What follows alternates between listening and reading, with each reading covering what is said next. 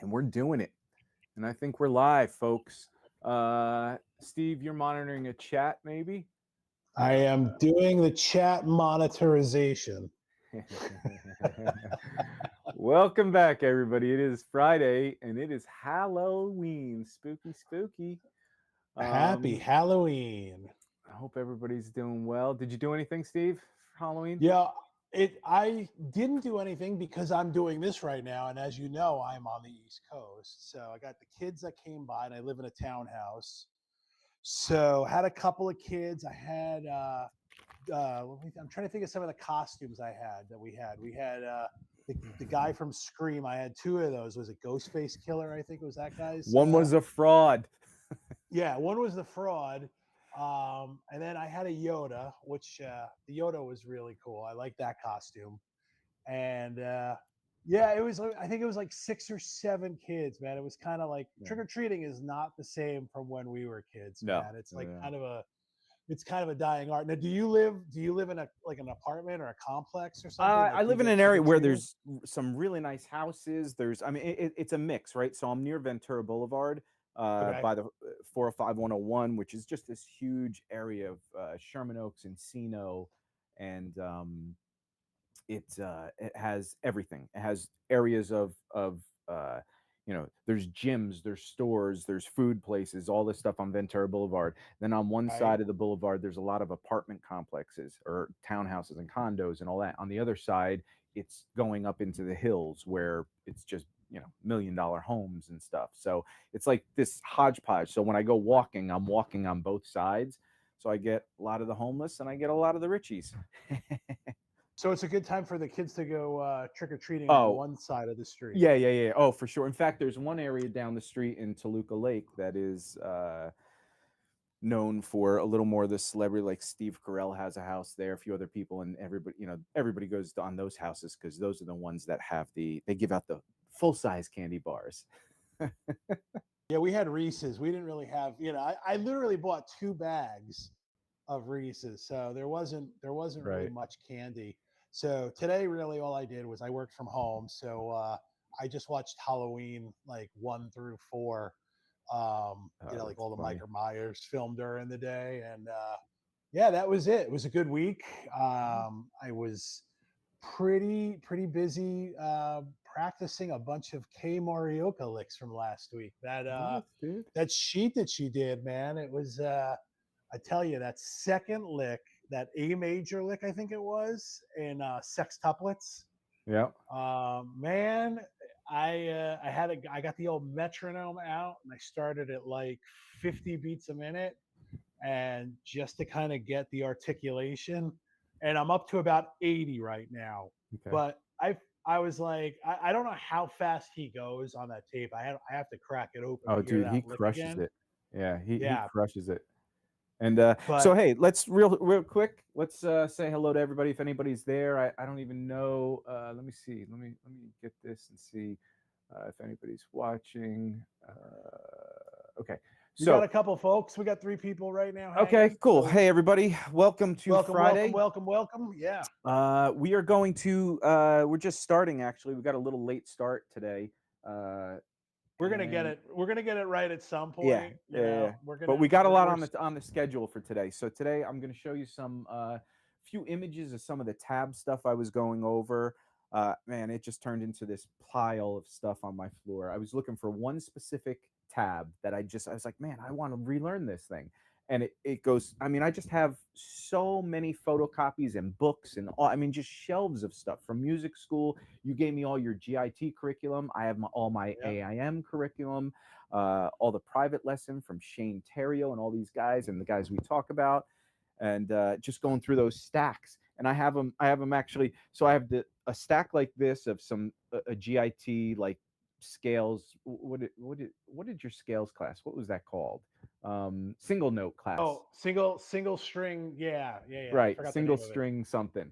And so I Something have like that that. stack, and then I have this chord melody stuff. And what I do is I put it down long way this way, then the single string thing I'll turn sideways, and I pile everything up like zigzag on top of each Right. other, so that I know where a new thing is, and I just have piles and piles of that stuff. So anyway, we'll get into some of that stuff and what it was and how cool some of the stuff we'll actually do some lessons on.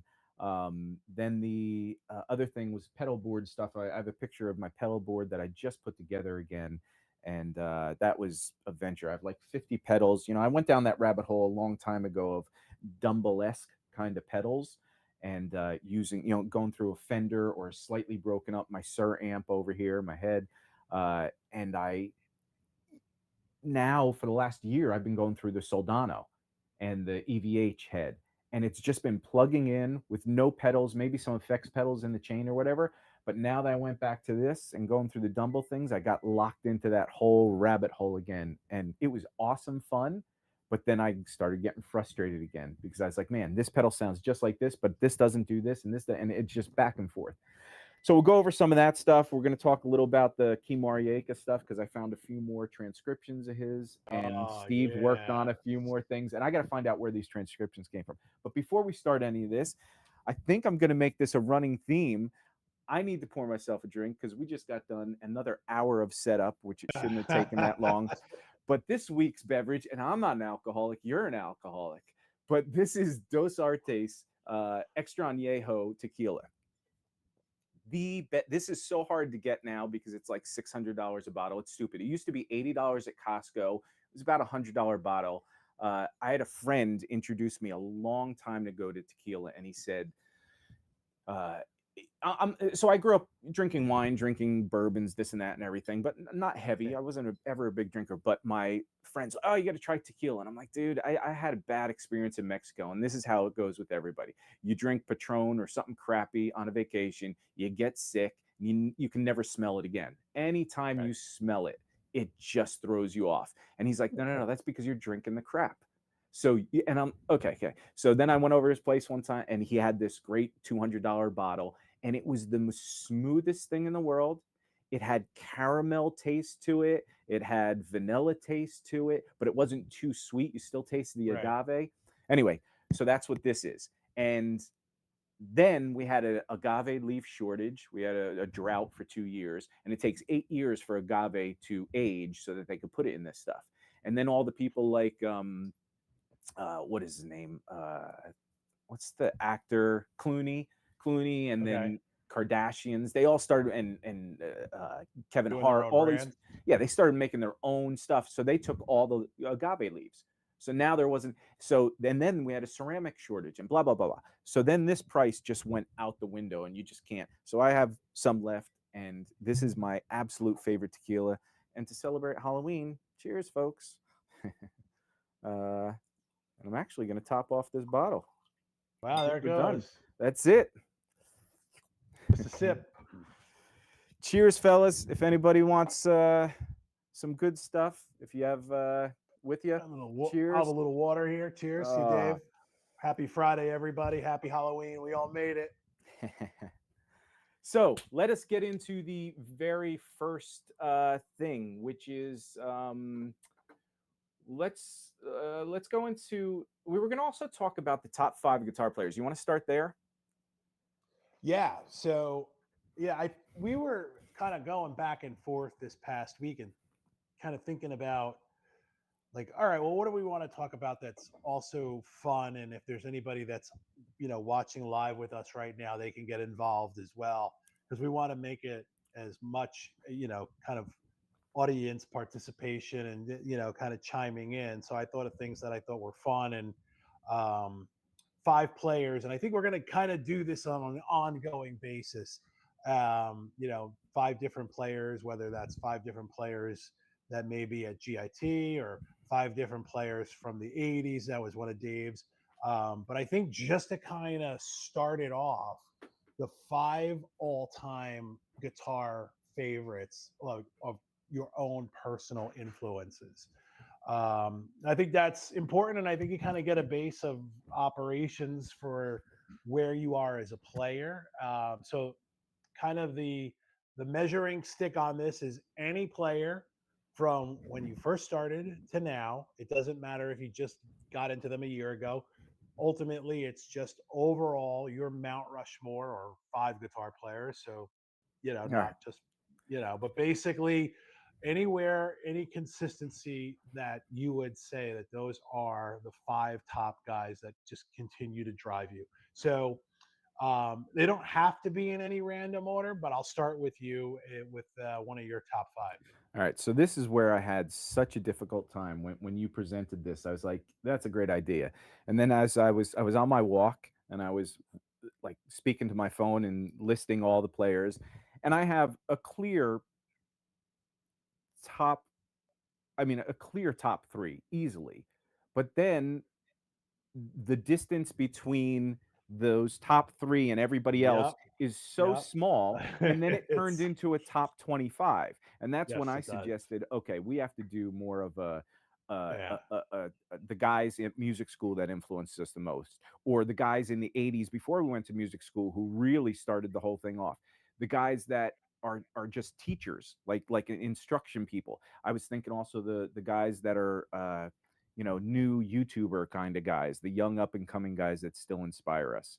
Hmm. There's just so many little topics because if I say the top five, it's obviously what I listen to most and what I go back to most, and also what kind of they just so happen to be what started within my first beginning of the career, or maybe I found some of them later on. Like one of the, I'll go with the easiest one for me is Van Halen. I Okay. mean, he just it just I go back to his stuff all the time, and it's been different ways. He wasn't the first one I was introduced to guitar wise. It was more actually Iron Maiden, Judas Priest, all this kind of stuff, and then that's Hmm. when I picked up guitar, and then I went to Ingve. I had a girlfriend, and I was like, "What is this?" And I heard Van Halen. I was kind of into it, but I wasn't a huge until my brother started playing him all the time in his Camaro. And that's Hmm. like, in the early '80s. And I'm like, okay, this is kind of cool. Then Sammy got on board and I was into it.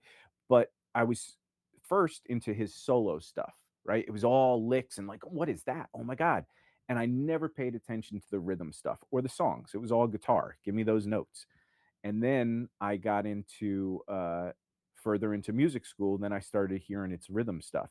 And now I almost appreciate him for that and the songwriting and how every single song is so different. I mean, Eddie, it's him. Every song he plays. There are some people that play certain things and then throughout the years, like even Nuno, like it's him, but there are some Hmm. albums I'll hear a song that I'm like, who is this? I mean, that okay. And but Eddie, every single song, whether it's triad chord voicings and moving around or the single note chord voicing, arpeggiating that he does in his rhythm parts. I've always loved that one thing that he does. Yeah.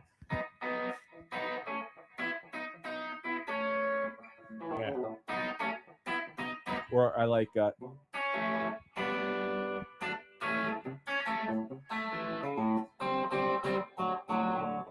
right? I mean, just all those little. I mean, that's just taking simple chords, the same chords he plays in almost all his songs, but he's arpeggiating them in different ways.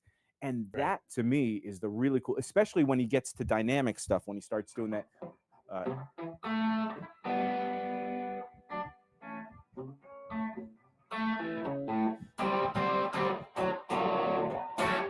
so he's playing really, really soft. He gets heavier with it, and Right. just genius. So that's the easiest one that I can go to. So give Right. me your first.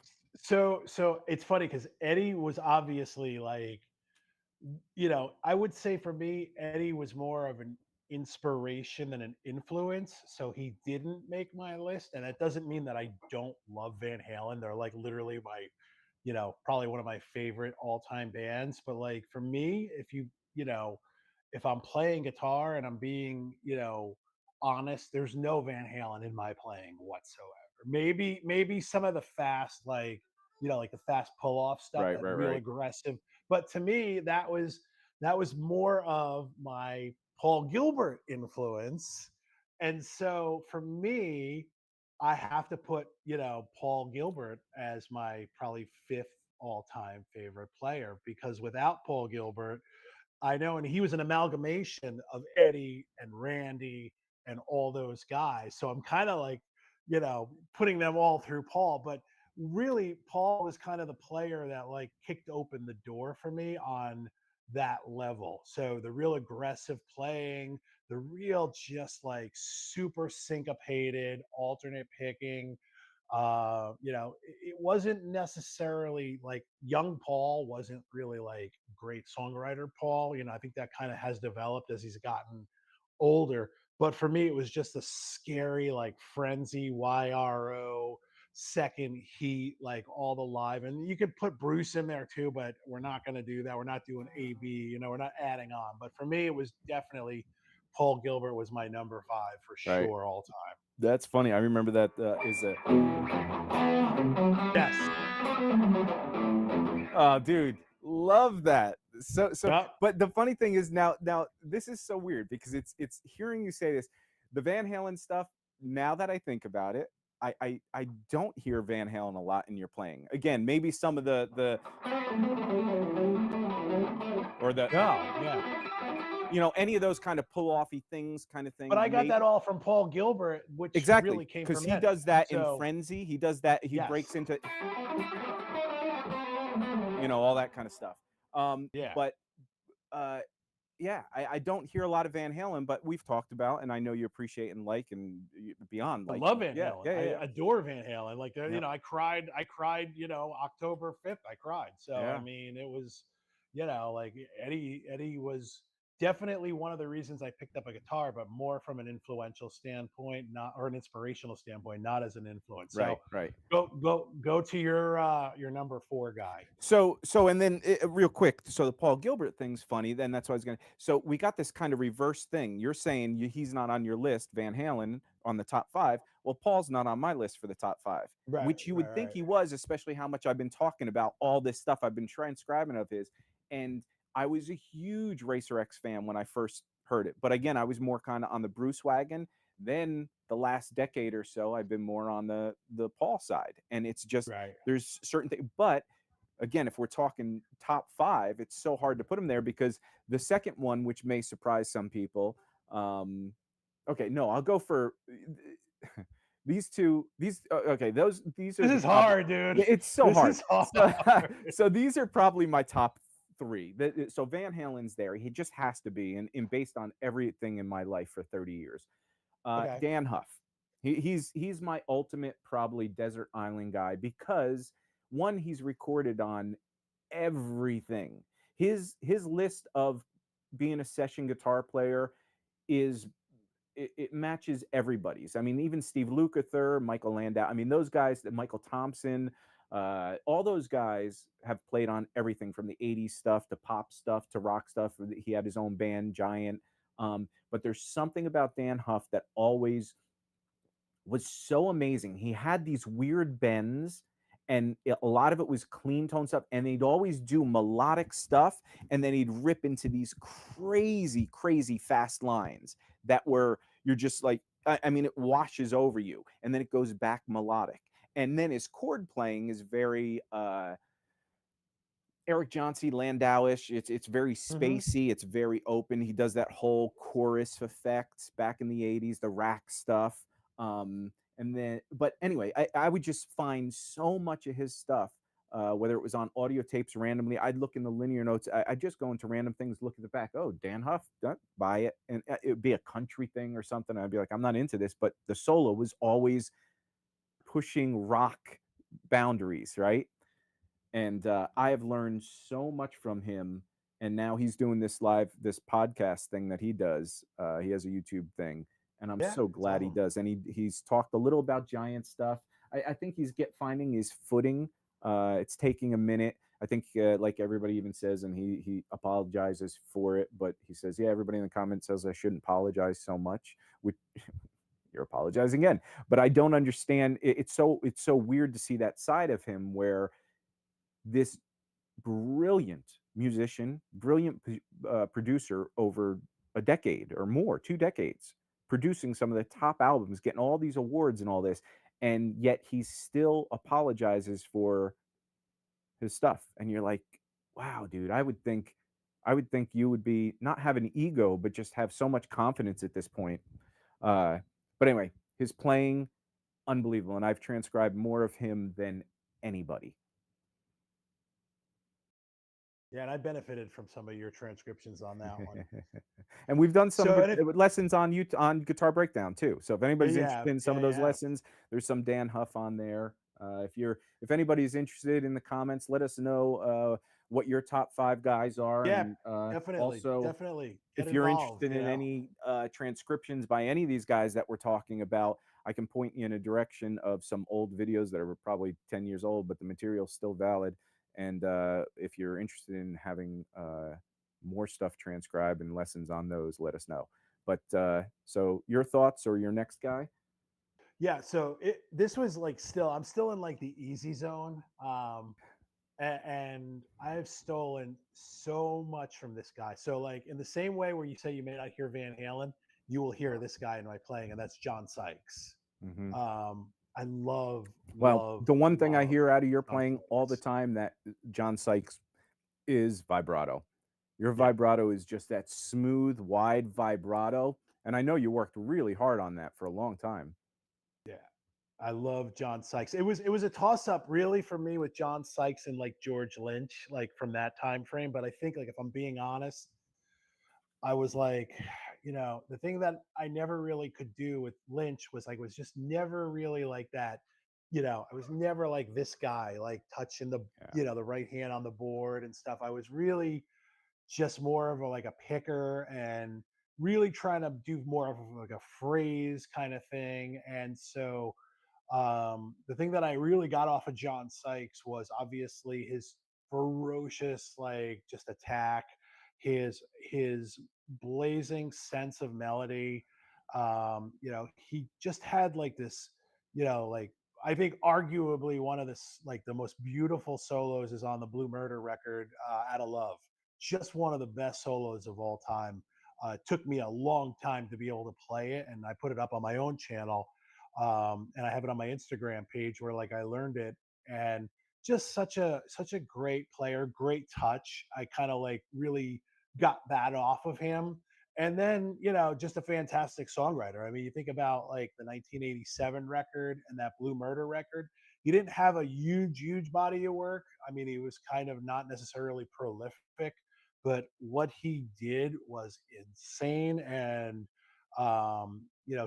he was just cool. There was just something about him. So was it But it's what was it I mean, was it Van was it Van Halen. White Snake stuff or Blue Murder stuff or both? Or did because he changed a lot when he did the Blue Murder stuff. I mean, it was similar, but Yeah. it wasn't that White Snake. Yeah, no, he if you listen to the Blue Murder stuff, a lot of those songs were written for Whitesnake. Oh wow. And yeah, and him and Coverdale had a falling out, and Coverdale basically fired him because the story goes that he was trying to take the sessions over. And Uh, so when he went to start writing a lot of those songs, especially on the first Blue Murder record, they were basically two or three of them were supposed to be Whitesnake songs. And when you hear him sing them, he sounds exactly like Coverdale. He actually does a live record of doing Whitesnake songs. It's really worthwhile checking out, and it's on YouTube. You can find it. And he just covers a bunch of Whitesnake songs that he wrote. And you listen to it, like "Still of the Night" it sounds better than Coverdale, to be honest. wow. But yeah, such a great player. Hey, Donald's checking in. Donald, welcome back, my friend. How are you? Yeah, we missed you last week, so we're happy to have you back. But yeah, Dave. So let's carry this mover Okay. over to you. And So what's the your number 4 here? I'm gonna actually move you over a little bit here. Oh wait, what am I doing here? Dun, dun, dun, dun, dun. I'm going to lock these two things. Just have a lot of my boy Steve on the. Okay, I think that's better. Cool. Um, yeah, so the John Sykes thing too. Funny enough, what I love about Whitesnake, and Whitesnake's one of my. If we go down, if we go down the path of bands and stuff, which we will at some point, he Whitesnake's one of my favorite. I mean, there are so many songs in that. Still in the Night, Crying in the Rain, all that one whole album, especially. It was such iconic '80s stuff. And one Yeah, of the the things '87 record is awesome. yeah, and one of the things is some of that solo. I mean, it's so arena rock, right? And some of those solos with the fast picking and his Crying in the Rain, I think it was, where it's just so much going on. And I remember in high school, our top high school band that was playing for band night uh, played that tune, and I couldn't believe that he did that solo note for note. And it was, I mean, because there's so many notes in it, and that's one thing I'm eventually going to talk about with transcribing stuff, because out of the Whitesnake stuff, I try and learn a lot of those fast passages just to understand how they just keep going and going and building and building and it's like it's almost not about the notes, it's about a wall of sound, and you're just Yep. building this, and then you're building it up in another area, and so Yep. I try and I'm always on that Paul Gilbert thing where you're trying to get every note exact and trying to and at a lot of times I'll play something and I'll make a mistake on one or two notes, and I'll be like, I screwed it up, and then I'll start over or something. And it's like, dude, just run through it. Nobody hears those little glicks. It just, but dude, Whitesnake was so amazing at those fast runs, building into this, crescendo. And dude, Yep. they were the best at that. Yep. And John Sykes was Yep. on top of that. So my Yep. next guy is easy. Again, this is the third person, right? We have Van Halen. We have Dan Huff. Dan Huff's probably in front of Van Halen, and then we have Shane Terrio. So, which is just he is just so original in everything he does. And this is where it's hard. Right now, I could put in Scott Henderson, I could put in Michael Land, like all these guys that I'm absolutely Sure. absurdly crazy over. One of my Desert Island things is Larry Carlton's Live at the Baked Potato, so he's got to be in the top so many. But if you're talking top 3, top 5, Shane Yeah. is just I've learned so much and transcribed it so much from him too. And it was really because I was introduced to Shane. And if anybody doesn't understand who he is, he's a musical director of Hall and Oates and Live at Daryl's House. He played with the Neville Brothers for years. He's got this crazy New Orleans funk stuff going on. He has some lesson packages on True Fire, and somewhere he has a few books out and stuff. And he has his own YouTube channel. So check him out, Shane Terrio. And he just he hit me at the right time. I had just gotten to music school, and he was so fresh at Musicians Institute, and he had uh, George Lynch, Van Halen, uh, Scott Henderson, Schofield, just all these guys under his fingers at that time. And it was really pushing that 80s rock. But then he was doing all the jazz fusion stuff. So he was doing a lot of Joe Pass stuff and all this, but he was mixing it in a rock way. So I was easily able to pick up the jazz fusion stuff, which I didn't even know existed because I was all 80s rock back then. And then he's doing all this beboppy kind of things in context of rock, and I'm just like, and then he throws in these arpeggios and all this, and you're like, what the hell is all this? I mean, it was jaw dropping. And then as he got further matured, we going through the New Orleans things with the understanding playing for a band like the Neville Brothers and the parts and understanding rhythms and weird timings and all that stuff. He just, yeah, I mean, he just encompasses everything. And then his lead lines are always, as we've discussed last week with doing that little Popeye thing, he'll throw in really cool things, but then he'll bend certain pentatonic things and slide in a way that's a little sloppy, but it's so cool and it makes it sound so groovy and greasy as he's just brilliant. He's awesome. He's great, no doubt. Super player for sure, and definitely somebody. I've known, yeah, like we had this whole conversation, so I'm not going to, repeat everything. But obviously, and as time goes on, I'm actually finding myself really, really getting into his playing a lot more than I ever did, and I think that's just more of my own maturing and kind of, I can't really stay too long on any one player, but like, Hey, I real think for quick, I just these, want to include Donald real quick. So, Donald, you hope you're having good fun on your trips, man. If you're in California and you're on the truck drive, what are you on, the 405 or the 5? You're probably on the 5. Uh, you should come to Sherman Oaks and we'll hook up, have a drink or something. But good to see you. Okay, go ahead. I'm sorry, Steve. yeah, so definitely, as I think as I start to kind of, I'll go from one player.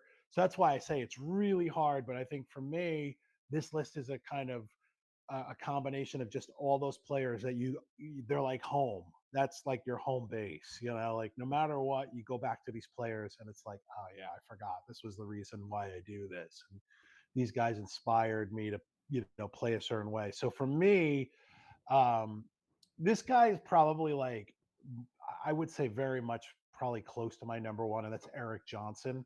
Um, Eric Johnson, here you go, right here. I mean, here's my strat. It's like Right. sunburst strat. It's like, you know, um, I won't say that that influenced the purchase, but I mean, I'm a Strat player clearly because of Eric Johnson. But for me, it was everything that he did. It was his obsession with tone. It was his obsession with different gear. And everything. You just kind of get into Eric Johnson, and it's like so many layers of different things. Whether it's like the fast pentatonics, the sequential pentatonics, like it's the rhythm playing, it's the Hendrix stuff. Now I'm really getting into like his whole spread triad playing. There's just like it's like pick your poison with that guy. He writes great songs. I've seen him a billion times, and he's just always great live. Just he's like the prototypical insanely good like guitar hero guy. It's just like if you put like the Vi, like the whole G3 thing, Vi Satriani and Johnson, I will take Eric Johnson every day of Yeah. the week. He's just so for me, he's definitely like I love Eric Johnson, like without a doubt. I mean, another guy that like I just sat there and like tried to figure out his lines and his vibrato and kind of his phrasing, and that was one of those guys that I still go home to, and like I may not listen to him, and then I'll be like, oh yeah, I forgot like this record, and I'll put it on, and I'm like, oh, I got to learn this Yeah. song. So yeah, no doubt, Yeah, he's definitely one one of of my those favorites. guys that again, it's so funny. We have so much in common, but we have so many things that we lean heavy on that are so Mhm. different. And this is one where, man, I don't listen to a lot of Eric Johnson. I've been to one thing. I've gone to two of his live shows. One was at a really small place here in Hollywood, and it's if you have any show you can go to, and seriously, anybody listening to this is take this advice because I missed Rush. I'm so devastated that I'll never see them. There were two other people that I blocked out of my mind because I'm so sad that I actually missed them concert wise. But they're these huge concerts that I was like, I can't believe I'll never see them. And everybody said brilliant. And Eric Johnson was one that my buddy said, dude, you better see him before. I mean, it's amazing to see him in person. The wall of sound, the tone, the everything. And in fact, he was playing with an upright bassist at the last time I saw him at this small thing. It was amazing to hear him play with an upright bassist and literally dial things down a little, but like Desert Rose, songs like that, like where it's those chord voicings clean, and then he pulls out that thick violin style Mhm. guitar tone, lead tone. Yep. Yep. That is to hear that live and punch you in the face like that. It's unbelievable, dude. Yeah. So No, yeah, his tone is just like something that like I've chased his tone, but for me, not to have his tone. I just tried to get elements of like that plexi, with a little, like not too fuzzy, but just kind of make it my own. So that's kind of where I live as far as my own favorite guitar sound, but right. like not quite as over the top or you know that he does. So yeah, no, Eric Johnson's definitely up there. So what do we have? Two more now at We this got point? two more. So, Mr. Okay. Donald's mentioning he's going to Night Ranger in Coachella. Dude, that's a band. It's one of those. Again, I love those guys. I remember Sister Christian. Of course, that whatever. But then, but just everything about Night Ranger was so cool back in the '80s. But it wasn't one of those things that like I couldn't get into that eight finger tapping. It was too beyond my thought process. Um, and then Brad Gillis, a little too heavy on those harmonics and those whammy bar kind of things, but absolutely brilliant. And he played with Quiet Riot, didn't he? Too. Oh, Brad Gillis. Yeah, yeah, yeah. He was with Ozzy for a minute. Ozzy, right, right, yeah, yeah, Yep. yeah, yeah. Yep. So love that stuff. I mean, that's so fun. Have fun, man, at that Coachella thing. That's crazy. It's good to hear people are still going out to see shows because that's one thing that like when I first moved Stuff. here on a little sidetrack, dude. I remember I first came out here and I was like, man, I'm so glad I'm here. And it was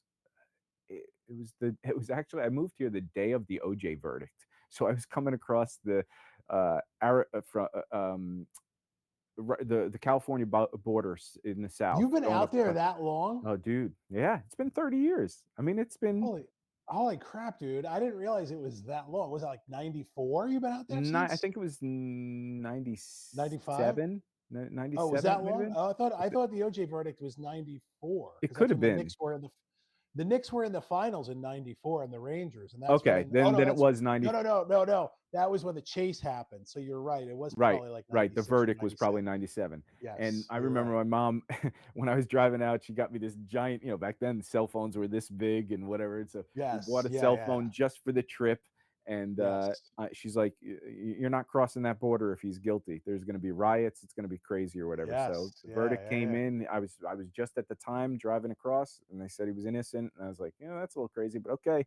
Drive up the 5 freeway, but the bigger point was I'd be in we had a place called Lava Lee, which is on Ventura Boulevard, and we had the Baked Potato, 2 big jazz fusion clubs that all these guys would play. And Scott Henderson, Alan Hines, Scott Henderson, Michael Landau, all those guys, every week or every other week were playing. Well, every week they were playing at one of those places. They were constantly, at least once a week. Scott would be playing 4 times a month, and he would have an audience of me, my buddy Greg Bach, and Scott's wife. There'd be 3 people in this bar in Lavalley. It was crazy, and the tickets, I think that was even free, or maybe it was $10, and baked Hmm. potato was $15, and then other guys were coming in, like superstar guys for, like, $35. I'm like, "How are Alan and Scott?" But the bigger point was, like, nobody MI's 4 miles over the hill, and nobody would go to these shows, and you're like, "These students" dude, when I was in music school, I was dying to see these shows. So, Right. to hear But that I people will are tell you, most of the kids from MI didn't have cars. Like we Yeah. didn't. I didn't have. Yeah, and there was no Uber, I and there didn't was have really yeah, the transit was Yeah. different. Yeah, yeah, yeah. Like and we got a lot of really good shows at GIT. Like we had a lot of Yeah, good shows. that's So, true. like as much as like, I wanted to kind of get around, Yeah. there really was no way because I had to walk everywhere when Right. I was out But there. So and LA is so spread out. But now that the crazy thing in '87, a little later or whatever, it's so different. And MI's changed totally. I mean, have you been back there since you graduated? no, Oh, no, dude, no, no. it's so different. In fact, it moved into a different building across the Yeah, I street. saw that. Yeah. Yeah, and it's nice, it's cool, but it's, man, it's so different. I mean, just like AIM, it's more production, it's more keyboard, blah, blah, blah. Anyway, so okay, my next guy is going to be, who do I have? I have Van Halen, I have, and it's funny because I think Henderson has to make the list, but okay, so let's start with Jason Becker. Okay. I Ooh, go back, all right. that's one that nobody would probably All think right. of. I definitely didn't see that one Yep, coming. he is, and again, this comes because at music school, he was with Cacophony, and I wasn't a big Cacophony fan. I wasn't a big him and Marty jamming a lot, and even back then, we didn't have those videos, right? It was bootlegs, so we'd have a few of those, but I would hear their jams with clean tone amps, no distortion, and his touch and feel on a clean tone amp, I mean, he's doing all this rock stuff and blues stuff, and then he's doing the fast stuff, the arpeggios, and but he blends it so well. And this one, he came and did a clinic at AIM, which is on YouTube. It's kind of a famous clinic or whatever. It's one of the few that he's recorded doing. Um, and dude, his Were you playing at on that clinic? I was. So that Oh, was yeah, wow. that was Okay. the year I split my quarters from I did half a year, went home, came back a half a year, and it was that second half. And dude, it was just insane because he stayed over or he hung out with Bill Hart, who was our chord melody kind of jazz guy. He was actually in that audio clip with Shane and Bill doing the Mr. Wizard stuff of last week, that we transcribed. But Jason went over his house and he literally was jamming. They were hanging, and they're like, "Oh," and then it's like five. You could hear people. It's an audio tape, and you just hear like five guys in the background saying, "Oh man, we're gonna go out tonight. Let's hang out." And well, I just got in, man. I'm kind of tired. I might want to stay in tonight. But then he's also like, "Yeah, maybe we'll go." And but then they're saying, "Oh, let's go to the Rhino or whatever the strip club was there." And he's like, "Oh, okay." And maybe I'll stay in. It's funny. And then he played a blues jam and a few other things. There were just these funky grooves and everything. And dude, his I don't know if I ever gave you that tape. Did I ever give you that tape? I don't think so. Dude, I you would have have to remembered hear him this. playing bluesy. Yeah. Dude, it's insane. He does these Hmm. crazy like he does this one thing where he does so that's the Showtimes or I think it's the Showtime solo, but it's got all this poppy stuff. He was into this weird thing where he goes so he's doing octave displacement, right? So and it's just so but he does it so fast and he does it in the middle of licks. So he's playing this improv, then he does that and he does an arpeggio and you're just like, dude, what is any of this stuff? But that Right. was what got then I listened to his Perpetual Burn album, which was insane. That one of my favorite compositions of anything is Air, where he does that classical piece. It Yeah, sure, starts out, sure. yeah, Yeah. and they start uh uh shit, I don't even remember.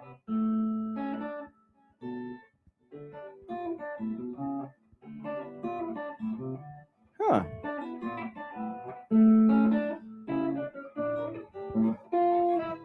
I don't know. It goes on. But the best part about that is that other part where it's two-part harmony.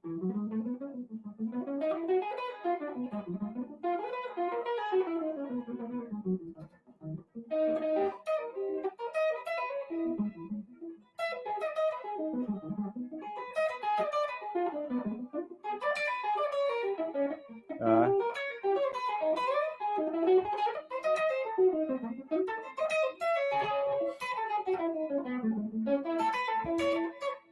and he just does it goes on and on forever. And then the two parts, one starts running up and the other runs down and they crisscross. And then one starts doing just this while the thing it starts doing this pivoting thing, which none of those parts were actually in that. but but it's just a masterpiece of classical movement going through chord progressions. And Yeah. dude, just beautiful. And it's such a fun picking technique thing because you're going through I love different that. I love arpeggios. his solo record. I have it on Yep. vinyl. I love that record. Yeah. It's such It's such brilliant. a it's a really good we'll have to do a top 5 shrapnel list at some Yes. point, but that Yep. that's Yep. that's going to be a tough one too. Because then he gets into Um all this bar stuff, which he was getting into, which is he's like screaming with that bar and yeah. dude, his melody. Then he does that one the so-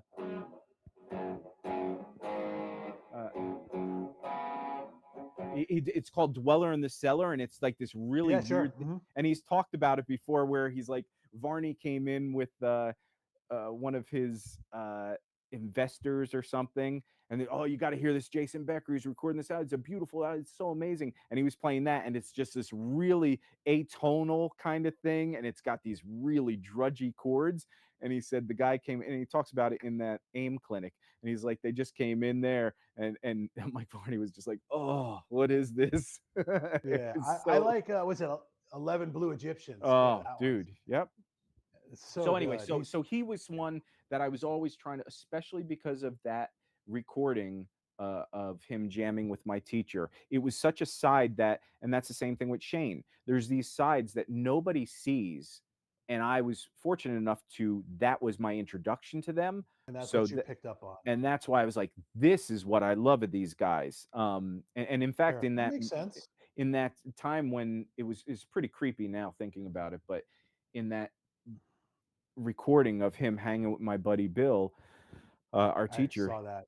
Yeah, he I've was seen that literally video. talking about, he's like, "What did so you got the did you I heard the David Lee Roth gig you might have gotten." And he's like, and then it's silent and everybody goes, "Oh, that's awesome." So obviously he gave a thumbs up. He's like, "I can't really, talk about it or whatever." And he's like, they're like, and then he's like, "But I don't know if I can actually do it." And he's like, they're like, "Why?" He's like, "Man, because I got this weird thing on my right side of my body. It just goes numb and I can't really walk."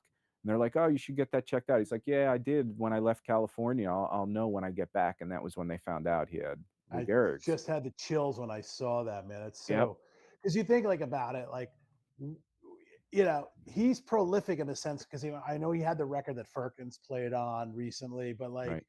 as a player itself, not compositionally, who knows what that guy could have done, man. Oh, dude. I mean, Yep. just the I sky mean, was he's the still limit there. with What's amazing and we're so fortunate is that he's still doing it. He's still he, writing, he's recording. He's still, just an I mean, influence. He's his such an brain is inspiration. his the fact that like if I were in that situation, I don't think I would be able to produce anything because I don't think that way. I don't compose that way. I don't, you know what I mean? Yeah. So him, What that an that amazing shows story. how much of a musical genius he is, that he can actually write things without Yep. actually having his fingers on an instrument and actually Yep. composing through the mind. And these things are so brilliant still.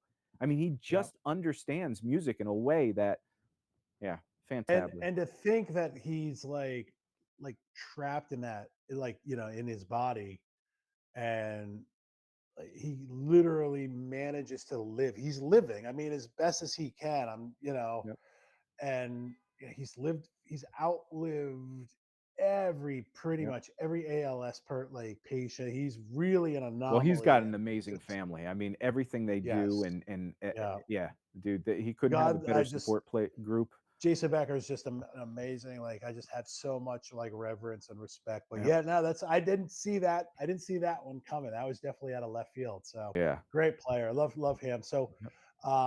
So what for do you got? me, yeah, this one's probably a little obvious if you know me, and if you don't, it may or may not. Well, it's not going to be, but Ty Tabor from King's X Okay, I remember is you talking a lot about him. I know nothing about him.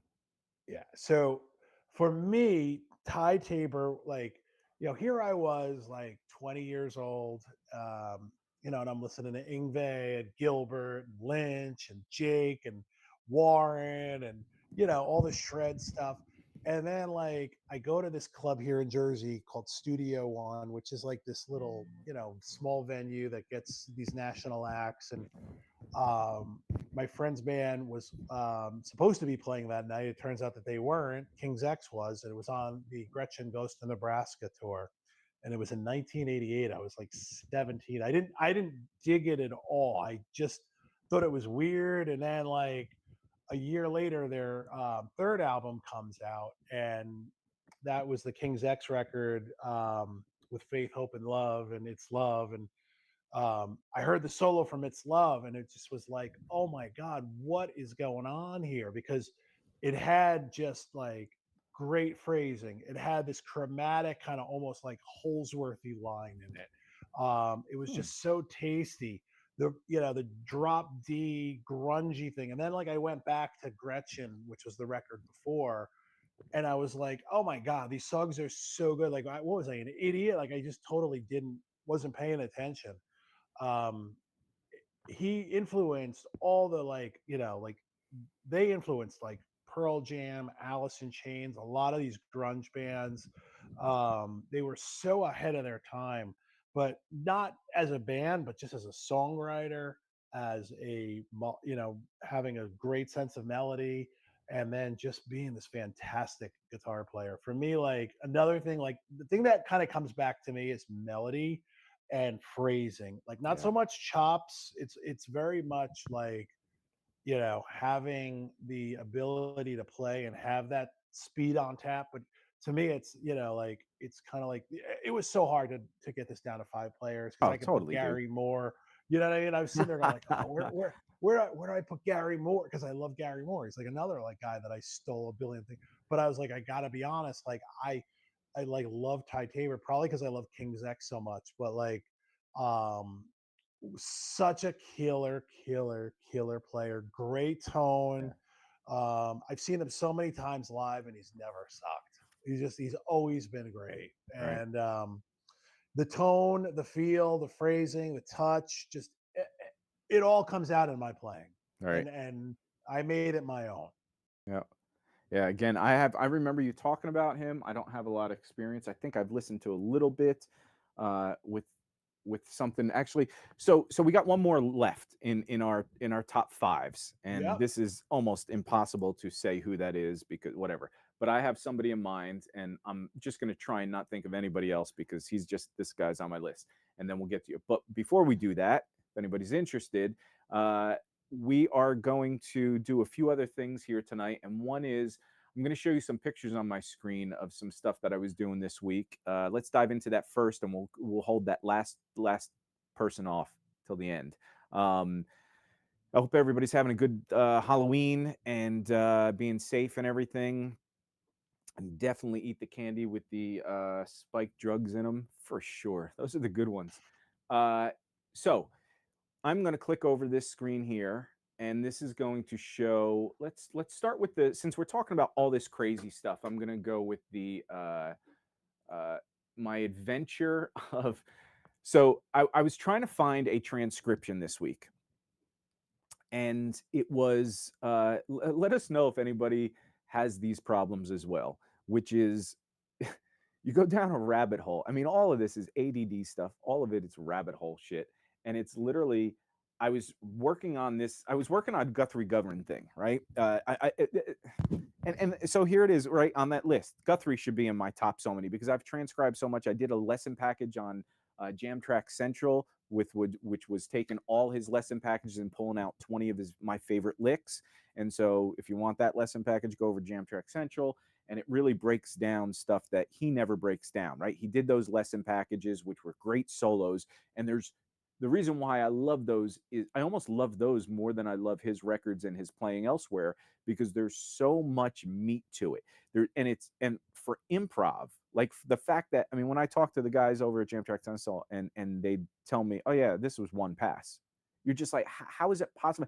And he didn't get the songs ahead of time. He just listened through them once, goes, okay, I got the changes, and he nailed it. And he does all these crazy things, and there's a beginning, middle, and end, and there's always, because it's for guitar players, it's not maybe the most musical thing, but it's got so many different techniques that you have to explore. And one was one of my favorite that I started out with. The first one I ever heard of him was the Larry Carlton track that everybody loves or whatever, and it starts out if I can.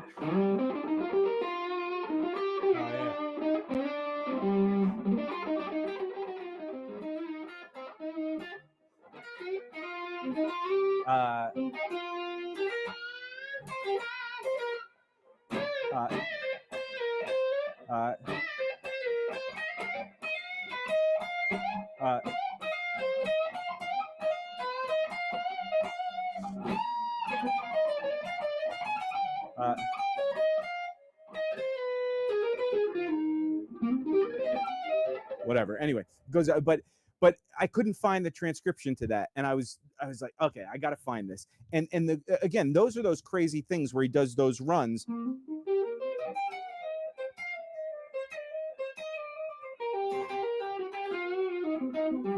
Right, but it's all like chromatic stuff. It's just a minor 7 arpeggio, but then he goes down chromatically, and then he slides his finger in a weird way here to get to the pentatonic pattern, right? So it's all C minor pentatonic, but here he does that second position.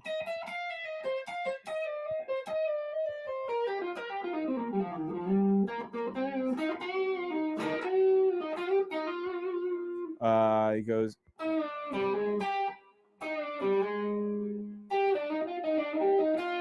whatever.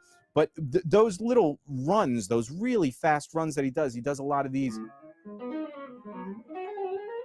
Right? I mean, it's just arpeggio.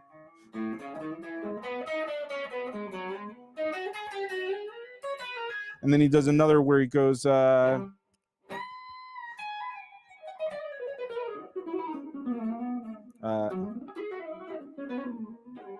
you know, and it just runs down and down and down. Dude, that takes so much finger dexterity, and it's Right. so fun. And you see the fretboard in a million different ways. He's improv and all this shit, dude. Yeah. I mean, it's insane. So, long story short, I go into this rabbit hole. I'm like, I got to find that transcription. I'm like, I just want to relearn that. So, my floor ends up looking like this. Insanity. Now, this is I literally went into my office and I have stacks and stacks of these things, like long ways, the next one's sideways, then the next one's long ways, and they pile up crisscross on each other. And then I have books, and this represents less than 1% of what I have as far as learning material goes. I mean, we've Same. talked about, you've given me the GIT curriculum, single string classes, the Russ Oh, Parrish, he had the rock thing. There was I forget what that was called, but it was Rush Paris. I see the Robin Ford thing. I mean, like I Right, got right. So if half I all zoom that in stuff on too, this, man. this is the great. And again, anybody watching this, please let us know if you have this affliction too, because I literally am fascinated to know if anybody else has these same problems. So this is. Let's go through a little of this. So this is the top stuff that I literally pulled out, and so as I'm looking for the Guthrie thing, I'm going through and oh shit, I got to put this aside. Then I go through more. Nope, I can't find the Guthrie thing. Oh wait, oh my god, this. And so this is the stuff. Now I have a pile of this which I have to work on, which I'm like, dude, this is a lifetime worth of shit to work on. This isn't just stuff. So if you look here, we have, let's go in the top corner real quick. We have the Pat Martino book. Nobody talks about Pat Martino. Absolute brilliant, especially in his teaching stuff. This Hmm. material is priceless. The way he plays and sees the fretboard, it's got a little Carl Verheinish stuff in there where there's interval skipping and stuff, but it's more Yeah. jazz. I mean, and was he teaching at GIT when you were there? Because No. no, okay, he was No. early. No. He was early GIT. So anyway, so you have this creative force. This is that's basically, again, soloing stuff. There's a chord one that I couldn't find. Then you got this chord melody phrases by Ron Achette. And Oh, that's so good. was he teaching there at GIT at that time? He Yeah, was there. Yeah, because he's he was so always, good. even out here, John Paisano would be playing at La Valie, and or no, there was a Mexican place in Burbank that he would be playing at, and Ron would always show up, and I go such. back to that book all the time. Yeah, Love dude, that book. such, I mean, there's so much, and there's some in this chord melody phrases book. There's so many like just little tiny examples of phrases. They're 1 bar, 2 bar phrases, but they're things that Hmm. most of us never play, and most of them have a lot of voice leading going on. And it's just, if you wanted just some learning device to pick up and just learn 2 phrases and then start exploring with it, and your fingers will go in directions you never thought. You'll learn chord voicings that you won't. Whereas Ted Green book, that's another one I pulled out, and I literally immediately put that. I said, I'm not even putting that in this pile, because the Ted Green book is both of those, the chord chemistry and the solo single note solos. That is one that you don't. I don't know anybody who goes through that. They just, you open a page, a random page. You just go to a page and you just Yep, work on yeah, yep. you that then you just go, I'll come back to you next month. Exactly. And it's brilliant. Yep. So that was one I had to pull out because I got to go over. Then there's Jimmy Weibel. And this I haven't touched a lot on, but Alan Hines, I remember, I said, is there anything that you learned from? And he's like, oh yeah, the Jimmy Weibel books. And and I didn't have a copy. He gave me a copy of it. Um, those are brilliant. Haven't really explored them much, but they're absolutely insane. Then I have the Howard Roberts guitar manual of chord melody. Brilliant. And was he at GIT still when you were there? I didn't see him that time that I was there. I don't know No, if he still was involved with the school at I that think he point. still owned the school at the time, but I don't think he was, or he Yeah, was. he may have been like a little handsome. Howard Roberts, man. He had some really, really cool records in the Yep. 60s, man. I got a bunch of them. So like And that's one of those things that HR, people yep, just don't know, dude. They don't. Most yep, people don't even know the name, even guitar yep, players. But yep, then you've heard a lot. He was one of those, like Tommy Tedesco. He recorded on a lot of shit back in the day, you yep. know. Yep. I'm getting There's a some great weird. record that Howard Roberts had called HR is a Dirty Guitar Player. It's a great record. Hey, Great hold on a record. second. I'm getting some weird audio. Okay, cool. I think we're better. Sorry. What was that? There's a great record. Yeah, HR is a Dirty Guitar Player. It's on Capitol Records. I think it's like 1964, 64, 65. Good Is it record. jazz or is it poppy? What is it? No, it's jazz. It's jazz. It's like that 60s jazz lounge kind of stuff that he did.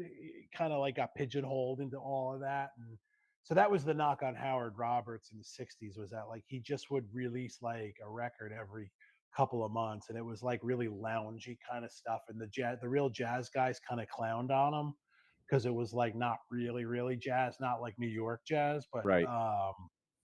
definitely like what that's HR is a Dirty Guitar Player is probably his best record. Interesting. All right. I don't even know about it. I'll check it out. So Donald, real Yep. quick, yes, the Wolfgang stuff. I just have too many of these. This is a crazy um, Wolfgang standard, and a lot of them. I have the Wolfgang specials. I have the Made in Japan one, the white one, uh, and then I have an Ernie Ball. And dude, this one I saw while I was picking up all these, and I would go. Guitar Center's right down the street from me, so I'd find these used all the time. And this one I just loved because usually these parts, the burnt out, I mean, this is just a veneer or whatever, but this is usually flipped, so they're on the inside, so the white stripe is in here. And I was like, dude, that's fascinating. And this thing's beat to shit. Like there's marks and scuffs on it all over the place. You could see, on the edge and. Yeah, the whole back here is all scuffed up and everything. But this is one of my favorite necks. It's thick and baseball batty, and the pickups are a little goof. I got to probably switch those out or whatever, but it gets some soaring.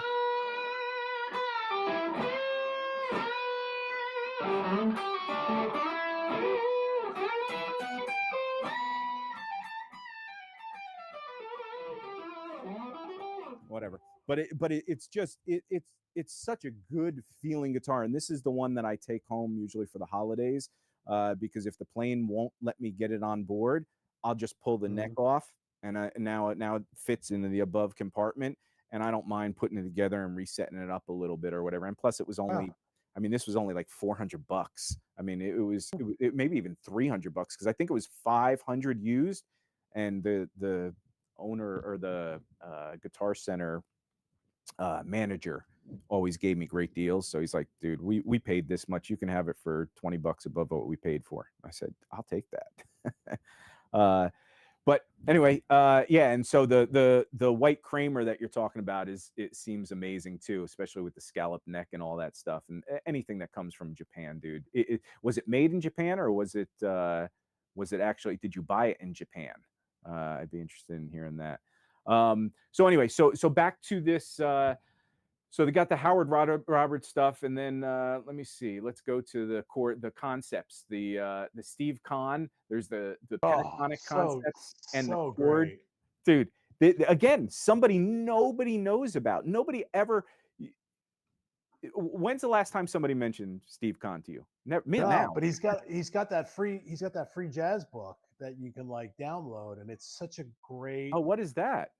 Oh, I'll send you the link. It's Okay. basically yeah. It's my friend Nat sent me the link, and it's like all this like teach yourself jazz basically like and a lot of it is just it takes forever to learn. It's really hard to learn jazz from a book. You have to really study with Yeah. somebody to play jazz, but um, yeah, no, it's well worth checking out.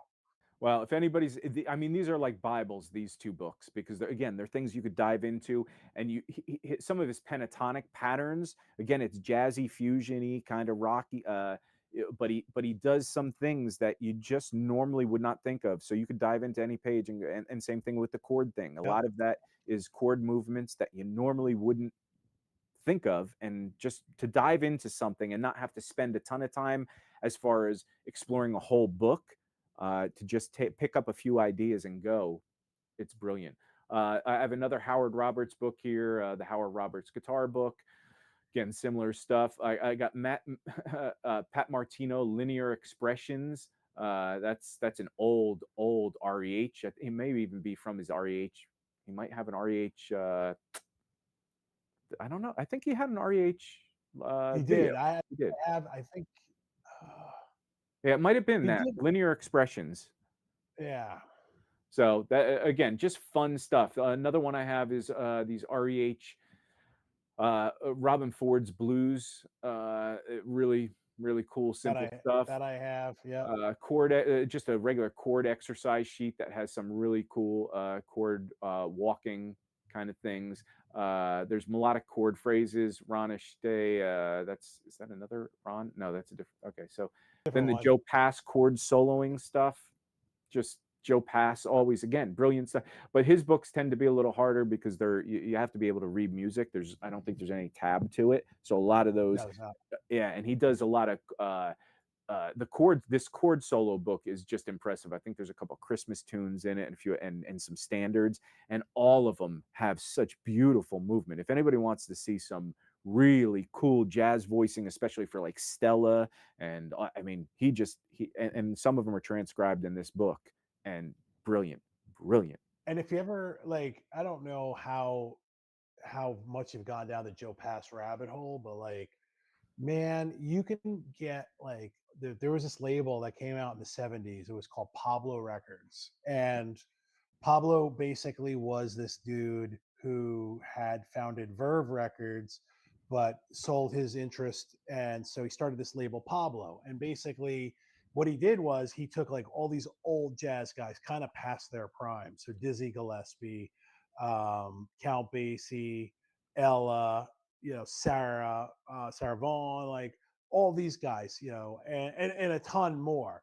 But Joe Pass was like literally on every record, and you Yeah, could find these records for like a dollar to $5 on vinyl, and like it's first press vinyl, and like some of this stuff is so good, man. Like yeah, Joe Pass, just like he's like the Ingve of jazz. You yeah. know what I mean? Like he's just so freaking ridiculous, man. And again, that's the crazy thing now. There's so much with the YouTube stuff. You have so many fun guys to watch and explore musically as a guitar player, and nobody goes back to these older guys. You know, the Joe Diorios, the epic. I mean, there's just so much. Here's a great thing, real quick. The I was getting into Holdsworth for a little while. I mean, he's a big whatever. I got into him really pretty deeply back in the day. But I remember getting into him and then seeing there's a guy on YouTube, really nice guy from Florida. I've talked to him a few times. I forget it, but he's very Holdsworthy. Is He it has Daryl Gable? Daryl Gable. Yep. Yeah, yeah. Dude, really good. I mean, he plays the shit out of that Holdsworth style. He's got that violinish tone. He's got Yeah, those no, he's arpeggios, awesome. Yeah, legato. I mean, he's dialed in. That's one of his yeah, things. And he's then there's another fantastic. guy, and I forget who it is, but he's more of a piano guy. He's actually a computer programmer scientist guy, Hmm. and he does Holdsworth stuff, and he's kind of like a Sean Lane guy. He's kind of like he's got this thing about him where he knows he can play anything, perfect pitch, probably all that kind of stuff.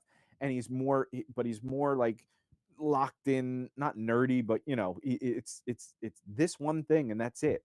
And I was learning transcribing stuff from them, and then I'm like, wait a second, why am I not just going to the source? There's so much Holdsworth stuff that I don't listen to, haven't even heard. There's so much stuff he's played on, and I haven't transcribed. Why am I going to guys that copy him? So it's the same thing with all this. You watch YouTube and everything, and there's these piles and piles of books that I have, and I'm like, why am I just not focusing on the legendary guys that started it all? Yeah, yeah. So anyway, this list is almost over. So then this is a cool pile. This is a GIT thing from. I remember I got it from Shane when he was giving me private lessons. He let me copy a lot of his notes from GIT, and this is Improv Concepts by Scott Henderson, and it's just talks about playing superimposing scales over other things, how to get like over a minor seven, how to get you can play the Dorian mode or the major seven arpeggio up a minor third, play a minor seven flat five arpeggio down a major third, and it gives you these intervals. It gives you the five, so basically each one has, if you play a minor, let me, it's hard to read because this is printed too. So if you play for over a major seven, if you play a major seven arpeggio up a fifth, you get the intervals of a fifth, seventh. I can't read what it is, and I can't think of it right now off my head. But you get different intervals based on. So you end up getting the ninths, and you get the sharp fours, and you get all these things over a major chord by superimposing pentatonics or arpeggios up a flat seven or up a fifth or whatever. And this was just, I mean, I can't remember all this shit, but it's hard. yeah, it's hard. It's above my pay grade. Yeah. But it's fun to explore. So then another one is Kirk Rosenthal, Kirk Rosenthink, Wink, Rosenthink, creative exercise for modern guitar. I got that a while ago, and I made a photocopy because I don't like wrecking the book. So and then I can take the sheets and lay them out instead of turning pages. So I have that. Then the hot licks. I always love these hot licks. They're the best. Steve Yeah. Freeman did one, and I think that's what this one is. There's a couple Robin Ford ones. There's a bunch of Don Mock ones that are just I have these all the Don lines. Mock ones. I mean, Yeah. this is the first line on here, and I haven't played this in it forever, but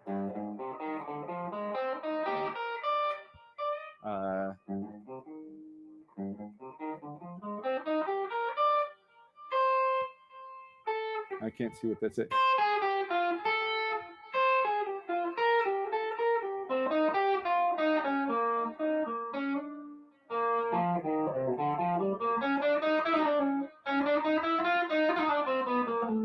So I mean, it's got these jazzy chromatic things. It's arpeggio based and everything, and it'll guide you around. And sort of, I just can't read it on the screen very well. It's not. So, and I suck. So, dude, those hot lick things are brilliant. And again, it's one of those things you just dive in. You take a hot lick number 1 or 2, and you explore with it, and and that's it. And then you don't look at the book again for a week or two, and hopefully you remember what you learned. Another one is this. Oh, it was called Rock Lead Guitar, Rush Paris. It was called Philosophy of Rock Licks. You That got was the that from me, I handout. think. And dude, this is his stuff is, again, it's almost like that Key Moriaka stuff. I don't know how much those two got stuff from one another. Did they? Do you know? I don't know. Because they have a lot of kind of similar weird pattern ideas. And Russ was very much back then about like milking your licks like that. I'm sure that even says that in that handout. Right. Here's the lick shows example 1 through 3 are some simple sliding ideas that can be used in shifting positions smoothly. Tons of potential. Be careful. That is, make up your own licks. It's easy, and even if they sound hideous, it will give you some. I can't read what that says. Something to accomplish, some whatever. But yeah, dude, he's funny. He's good. Whatever. So that, and I'm getting to the end of this. So then the giant stuff, I transcribed this giant Hold Back the Night. I was trying to get some. This is back when I just graduated music school. Carl Culpepper worked with Cherry Lane and a few other places, so he told me to send a transcription of something, and maybe I can get some work with one of those publishers, Hal Leonard or whatever. So I transcribed this giant thing, and that was amazing. It was a dumb first undertaking because understanding how to do all the slurs and how to do everything properly and get a lot of these things are played in front and behind the beat, so you get these hangover notes and stuff, and you have to understand how to notate that properly. So it's an interesting venture. And then here's the last thing. Here's just my pile of oh no, I got 2 more things. So then this is a random pile. I was like, oh, Hot for Teacher. I got to play that solo. I totally forgot how to play that. Screaming Bluesomania and Frenzy from Paul Gilbert. I'm like, oh, I forgot about those. And then this whole pile here is White Lion stuff. So it's the whole that game album. What's that one game? Pride. No, there's Pride, and then there's something. There's a game. Shit. Anyway, the second follow-up album to that was, and Oh, okay, yeah. one of my favorite things, two of my favorite solos are the weight solo, and again, haven't played all day, I haven't played this, no excuse, but uh, uh, uh, let me, sorry. I can't see with my glasses, dude.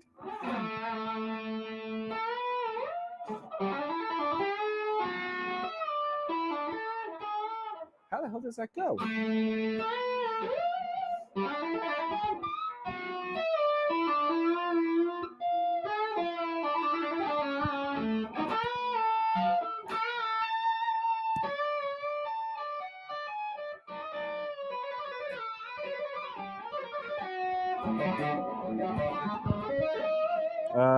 I don't know, whatever.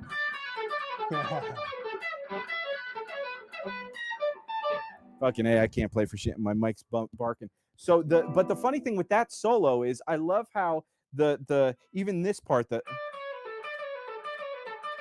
when it was tabbed,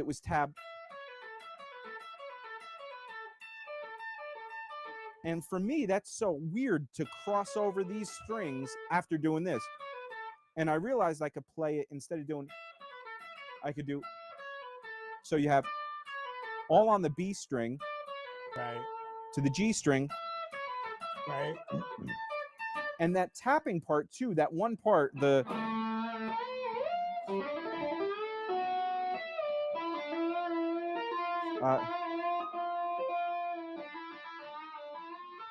that's it. It's the bend up a half step.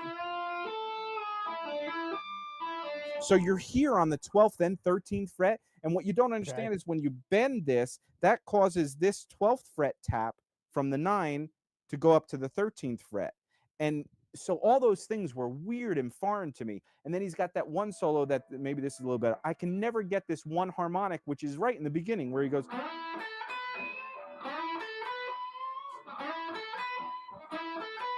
It's yeah. like this weird. There it is, right?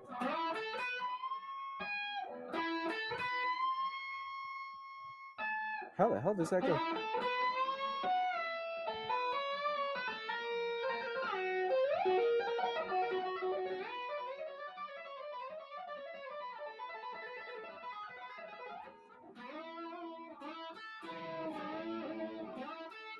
Uh,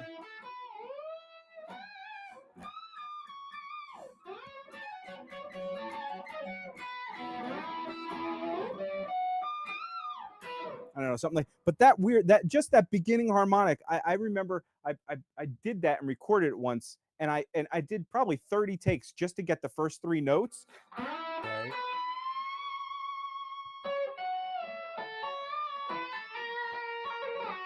But that and then I'd finally get it, and then I play it, and then I'd get to the last note and I'd mess up and I'd be like, are you kidding me? I finally got it. And but the cool thing about Vito Brato is all those bends cause you to see the fretboard differently for those taps.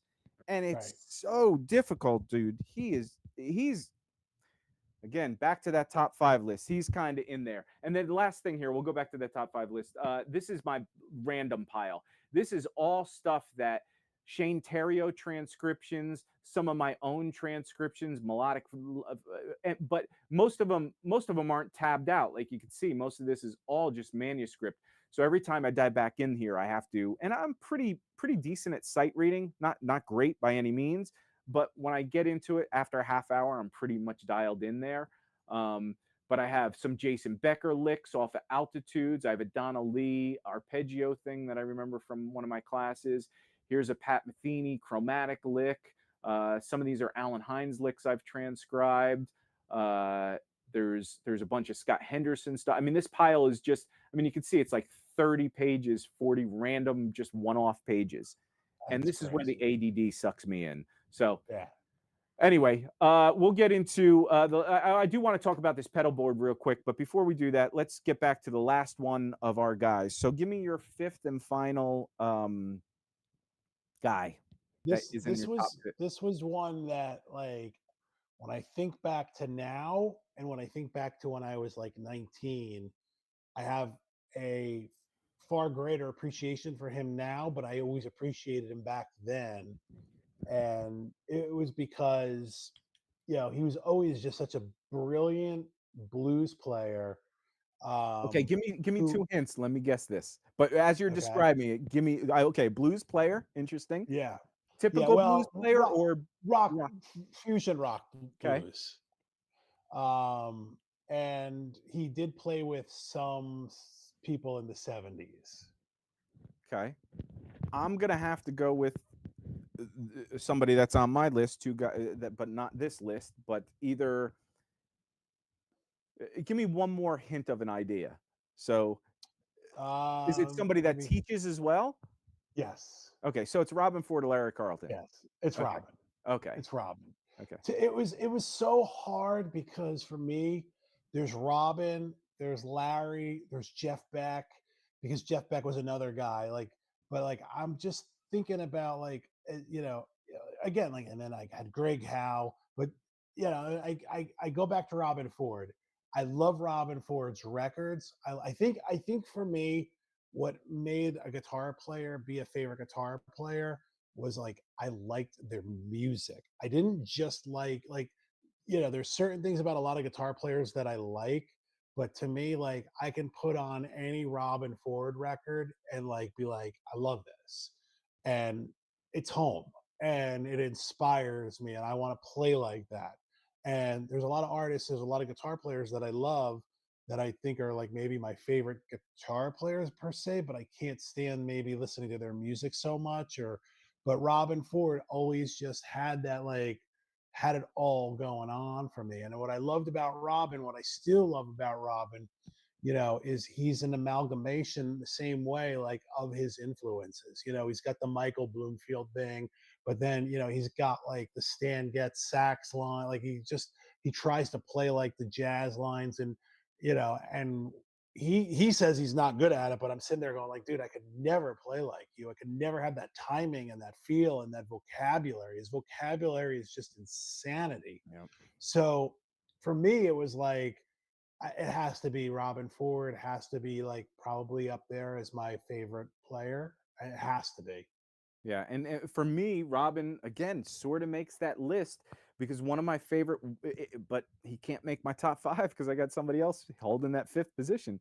But hearing him with Joe Diorio, insane. That There's record is yep. so And freaking again, good, I don't know of man. anybody who's ever talked about that album. That is so, and I went into it loving Robin Ford on that to only later like Joe Diorio's stuff better on that Yeah, as I aged and went to a certain side. But Robin again, like a Larry Carlton too. I hold those in similar regards to a they're certain same. extent. Yeah, But they're Larry's got my Desert Island album, the Baked Potato one, but his their tone.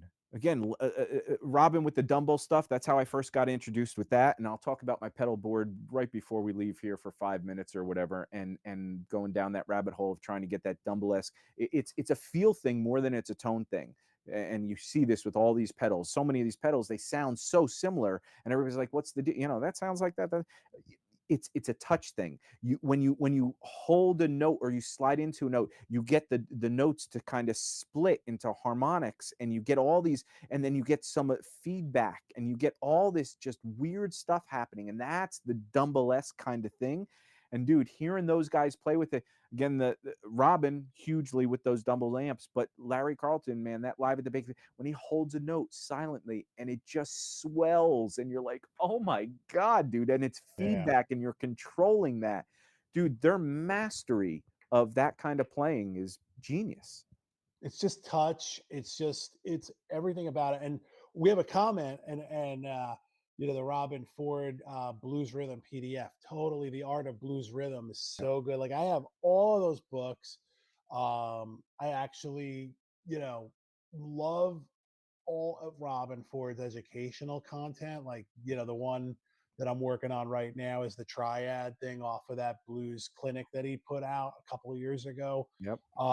There's always something. And I mean, like whether it's actual educational content or whether it's listening to his records, and like just transcribing stuff. Because the thing about Robin is that like his stuff isn't like, it's not like so complicated to figure out. It's just like the timing, the nuance, and the touch. That's the tricky part. But finding, figuring out the line Yeah. isn't as tricky. But Well, yeah, that's no, the thing. A I lot of these, you watch some of this stuff, and it's like that chain thing we talked about last week, or whatever. A lot of stuff, I'll transcribe stuff and be like, "Man, what is this?" And then you'll realize it's not that complicated, but it's the tone, the phrasing of it, because sometimes it's just pushed a little ahead or behind the beat, or there's a little, eighth note rest in there or something, or a 16th note rest that you're just like, that's what grabs me. I mean, it's a typical phrase, but it's got these little elements, and then they're the way they pick or they use their fingers, or I mean, just it's just there's just so and much also to another it. thing about Robin too is like,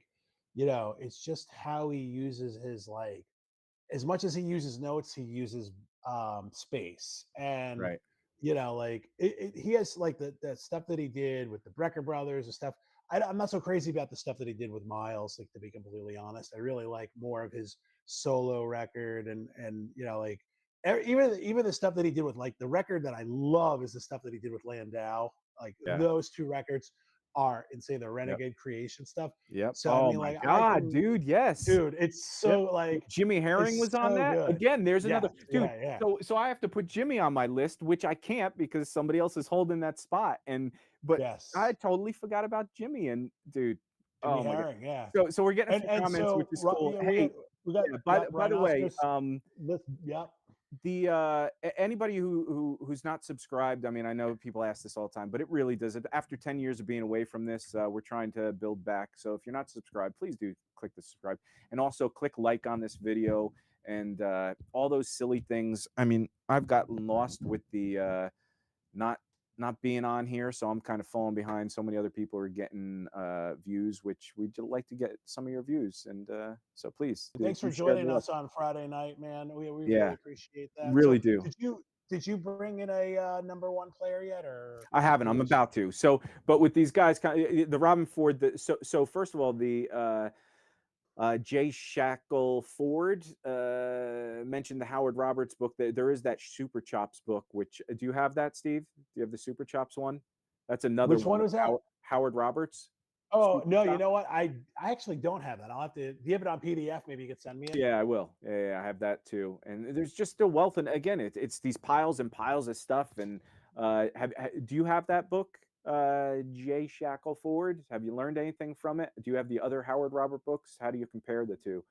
Um, and then we see somebody would love to learn. Donald saying he'd love to learn Chet Atkins. Man, again, the pile of players just continue to grow. Like I put Chet Atkins in the not even close because one's more country, whatever, but the Tommy Emmanuel stuff. I love the flat picking, learning those kind of things. And but it's just there's not enough time in the day, even I know. just to listen to these guys, let alone explore learning this stuff. We got Oh, Ryan just came up with a killer list, man. listening RR. What these names are so funny. RR It's just called Ryan. I'm gonna Rhinoceros. say it's Ryan. Rhinoceros. Listen, I'm Ryan. one of those guys that see license plates and I can never figure out what does that say. It Yeah. says, "I love you." How? Oh, yeah, okay. But he says, "Listening's the ultimate tutor." You just have to be humble enough to hear it, which is absolutely true. I mean, you just that's the thing we get lost in, right? I mean, we're so locked into these sheet papers or licks and all this stuff, and we're not using your ear. I mean, people talk about perfect pitch. I remember I was trying to get perfect pitch. There were those, remember in the back of the magazines they had the things perfect pitch courses. Yes. Yes. It was almost like in the comic books they had the x-ray glasses and all those Yeah, that's things. what it was. It Yeah, was yeah, like, yeah. Because you can't teach it's relative pitch. You can teach that. You either have perfect pitch or you don't. You either hear a C sharp note or you don't. And maybe you don't know what to name it, but you literally anytime that's played, you go, yeah, that's so the relative pitch is something similar, but we don't use our ears enough. We don't rely on them enough. We don't yeah, when we're exploring the fretboard, turn it off. Don't even look at it. The one best thing I have is I have these fretboards, especially on my Ernie Ball. It's so dark and roasted maple, and the markers are black. and even the markers in here, I can't see where my frets are, especially at night. This one's not. This one you can kind of see a little better, but on my other, Yeah. and I just use my ear and I just find where my fingers feel it. And I know if something's a whole step away, half step, you can hear those intervals and everything. And I mean, using your ear is one of the most important things. Another, I subscribed, I saw one of the Howard PDFs. Thanks for the sub. Appreciate that. Really do. Michael Lee Firkins, dude, again, Michael Lee Firkins, Guthrie, Foot of the Bumble, Gibbox, Bumblefoot. great spot, Robin Ford. Dude, Michael Lee Firkins. So I just, again, one of those So sheet papers. good. Dude, I was so into him when he came out. And then and there's that one song that he does, and I'll play this Yes. terrible. I'm playing Yeah. uh I love that song. It's such a great record, man. yeah, so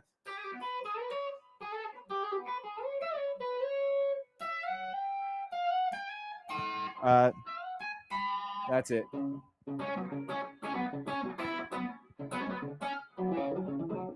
And then he does but dude, that open string, that the thing he does with the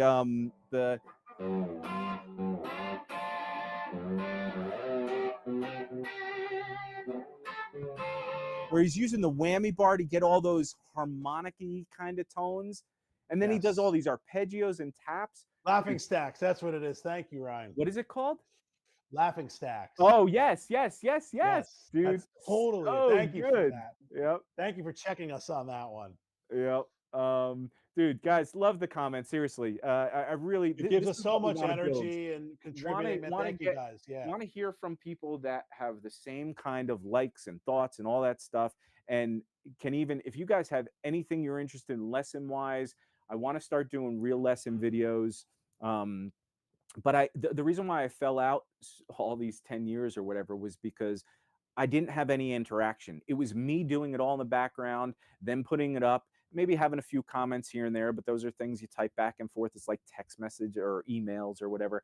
And this is what I love. I love talking to people. And if I could have open counseling classes, that would be the best thing in the world. So if anybody knows technology and a way to make this more of an interactive thing where you can pop in and actually come in and we can talk and do some video lessons while we're doing this chat, that would be awesome. So real quick, we're in an hour and a half, and I know Steve's getting tired. He's late. Let me just real quick start falling asleep. Yeah, let me show you. Oh, We'll get to some man. of the comments before we leave too, but this is the last thing, and then I'll say my last guy that I'm kind of on my list.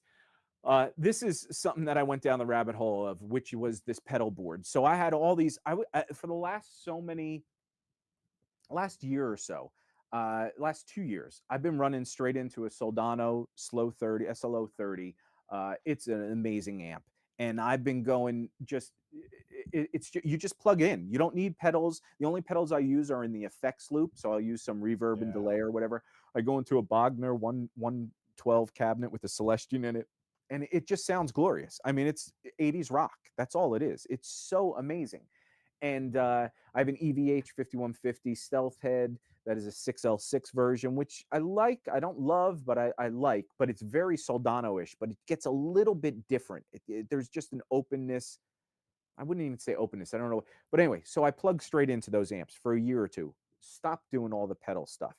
Now I'm like, I got to sell some of this stuff. I got like 50, 60 pedals. I mean, I acquired so many things. And I went down that rabbit hole of getting a lot of Dumble-esque pedals. I was going into a Fender amp or my Sir amp, which was slightly broken up. And that's the thing. If you go through a Fender amp with those Dumble-esque pedals, it's way different than going through a slightly broken up Marshall-y kind of thing. And and that's where those pedals really shine. That's the Klon kind of thing, right? The Dumble thing. So you could see these pedals. So I just put together this board last night, and you could see the pedals on the bottom here. The Revival Drive, the Origin Effects, the Cymbal. Who is that even by? Overdrive. I forget who makes the Cymbal Drive.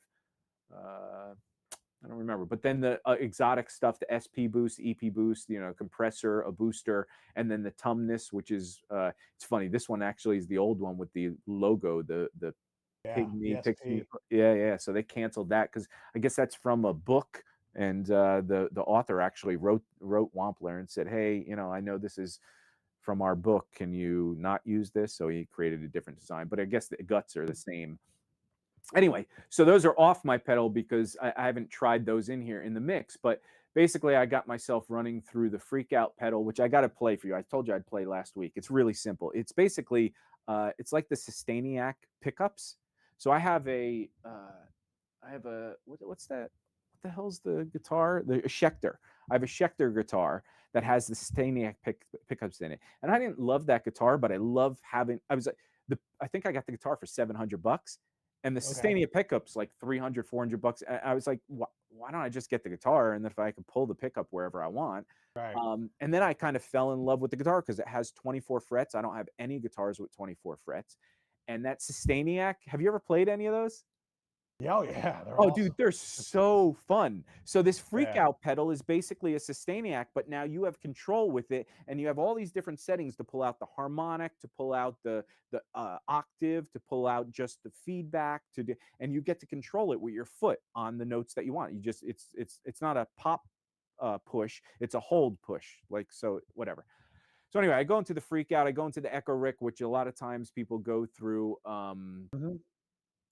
Actually, did I zoom in here? Oh, I can zoom. Okay, cool. There you Oh, I go. can. Yeah.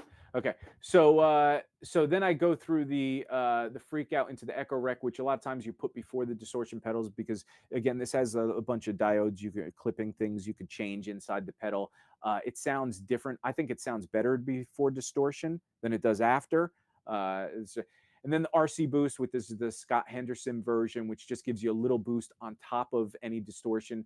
The Scott Henderson, this SH9, is absolutely insane. So I was using the Maxon pedal that he used to use all the time, and that Yeah. was on his board forever. And that is a beautiful pedal. But the craziness with this pedal is it literally has um, it has a the bass response. I never noticed this. And again, this is the brilliance of guys like Scott Henderson, Alan Hines. The bass is just a little flubby. In the lead tones are violin-esque. They're beautiful and thick notes. You don't get any of that shrill stuff up high.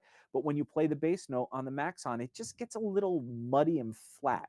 And this Okay. clears that up. It keeps and retains that high. So if you try to dial that out on the Maxon, you'll lose that thickness in the high end, but you'll get more of. Interesting. Okay. So this fixes it all. It's an amazing pedal, dude. One of my favorite pedals. Then I go into the Archer, which I have the gold Archer.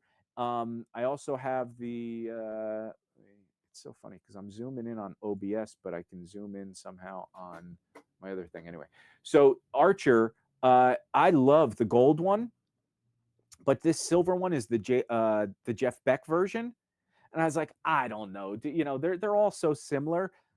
This is just, it gets some frequency that you can't get out of the gold one. It Right. so good. And then this D&M drive, dude, I can't. I don't. Shane Terrio, I saw a board thing on him when he was touring with I think it was Oates, maybe John Okay. Oates, and he has this on his board or whatever, and he's just like this. Keeley did an amazing job with this, and this is the guys from that pedal show. One side is Dan, one side is Mick, and I like the Dan side a little better, but I actually use this on this kind of board. I use this with both of them on, and the Mick has just a little bit of gain, a little more tone adjustment, and I think I drive the Mick into the Dan. Okay. But yeah, so I use this for my.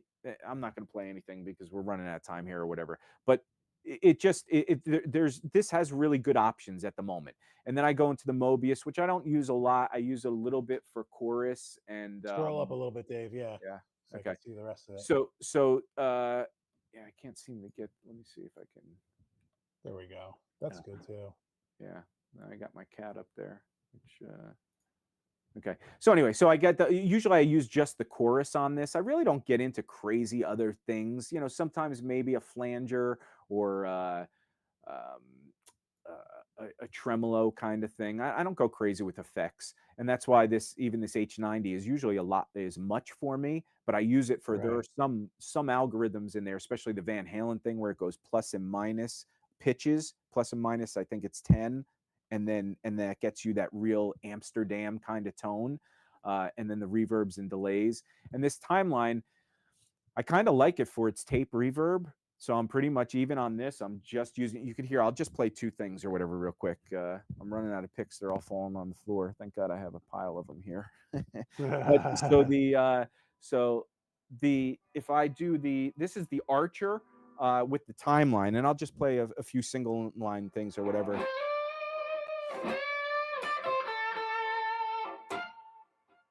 You can hear that delay. Just a little bit of delay, right? But it's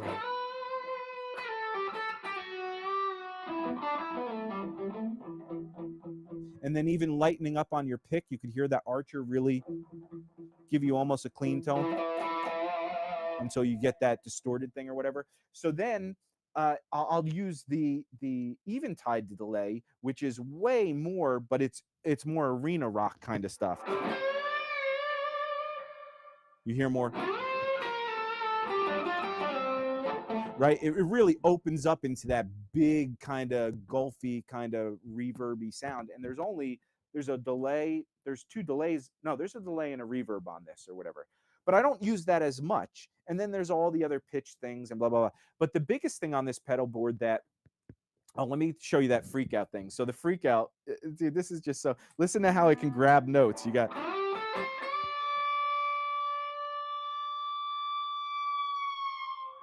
right? You get that? I mean, you don't have to have That's the amp turned awesome. up, dude. And you have You just get that feedback.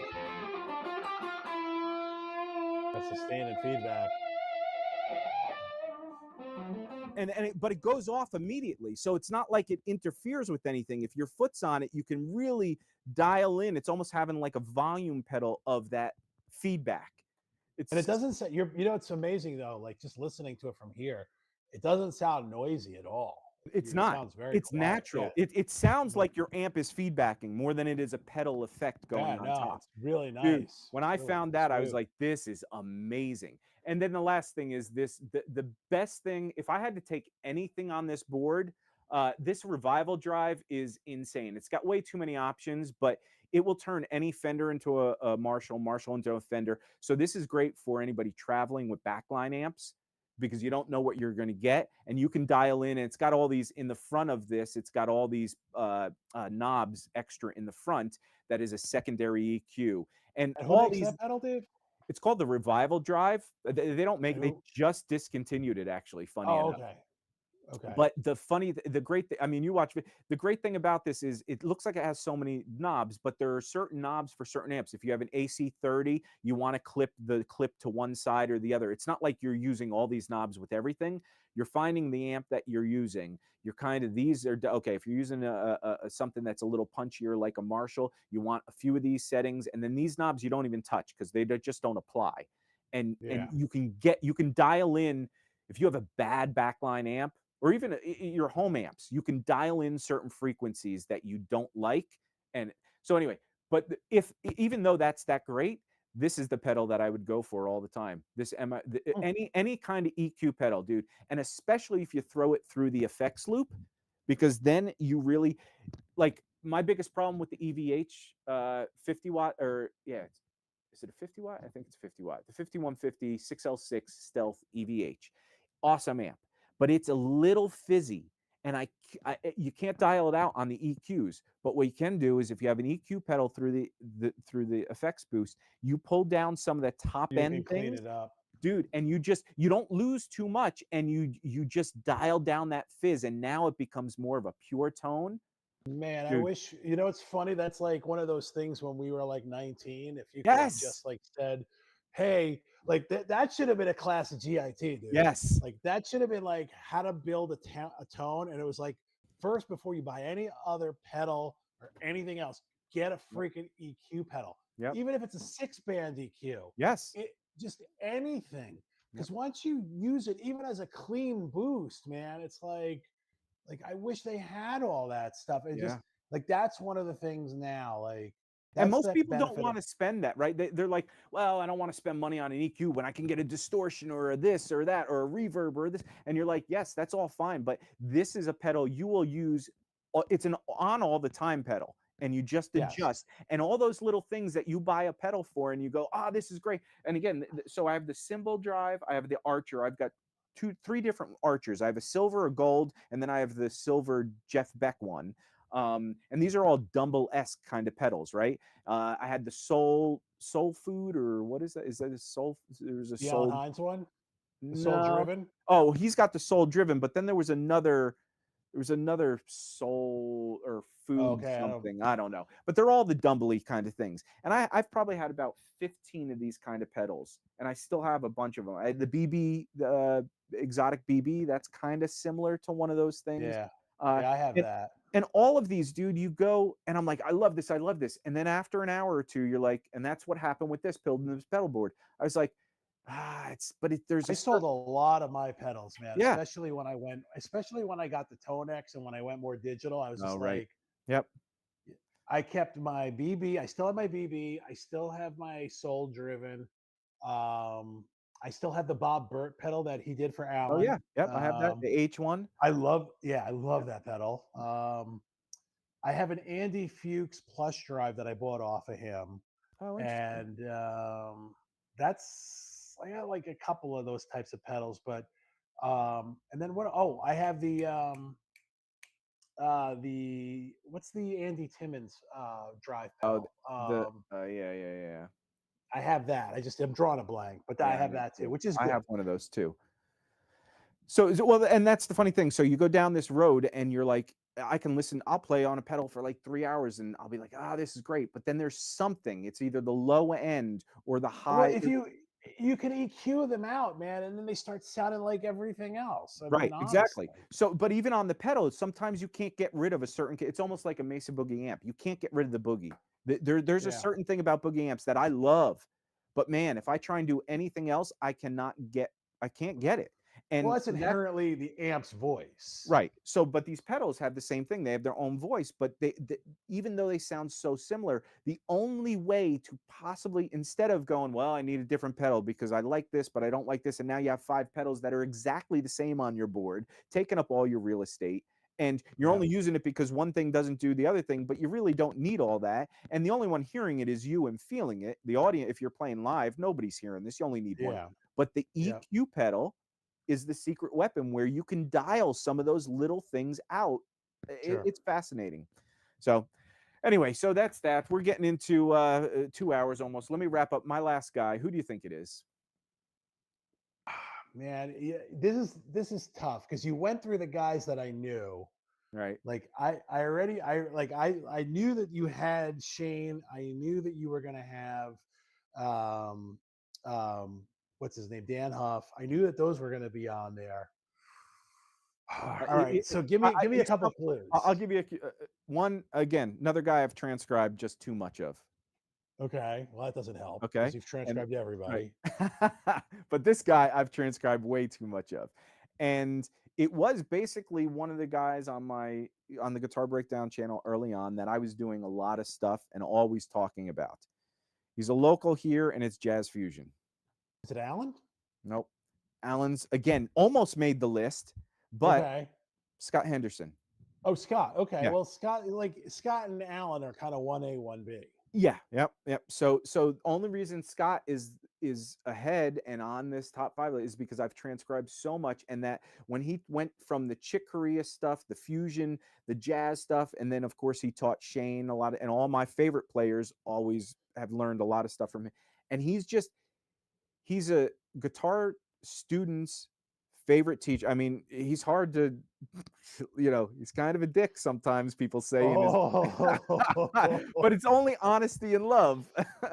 oh man, I'm scared of Scott Henderson, Yeah, man. but Wow, wow. one of the nicest guys in the world, dude. And I would see him, like I said, Lava Lee. It would just be me and my buddy and his and Scott's wife, and we were the only one. And so we'd hang afterwards. I see him at the Baked Potato all the time. Yeah, super super nice guy. Some of the most amazing. One guy that is constantly learning and getting better. And then when he went through all that Chick Corea stuff and the Joe Zawinul, which again, that's one dude, that stuff is priceless. There is so much good stuff on that. His phrasing is just brilliant. His tone is amazing, especially as he went further on. Early on, when he was doing the rack stuff, it was a little questionable, and when he was doing that MIDI, it wasn't MIDI guitar. What was it? There was something he was doing, kind of a weird guitar. Oh, that Uh, Roland thing, like on his yeah. Ibanez, Yep. right? Yeah. Yeah. Yeah. Yeah. Yeah. So, but anyway, but then when he got into the dog party shit, oh my god, dude! When he did those That's three yeah. blues, tore down house, dog Tore party. down how oh, it's such a good record. Yeah, Oh yeah, my yeah. god, dude. I've transcribed so much of his stuff, and so Yeah. he has to be on my top 5 list. He just has to be. I go Yeah. back to his stuff. It's like when I don't know what to listen to, I either go back to the Van Halen or Scott Or Henderson if Scott. I'm Yeah. rock or jazz or yeah.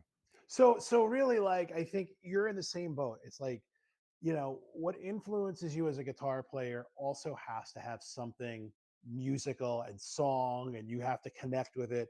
I think that that's the takeaway from like all of our influences is that we're Yeah. not just connected to them as guitar players, but we're connected to them as music, as like what their music and what they're doing. And that's the thing about music, man. It's like it's more than just hearing something. It's just connecting and then being brought in and being a part of it. And and I think for me, like having this list was like a real experiment in kind of going back and like looking over. For me, I started playing in like 1987, really, like when I was 16.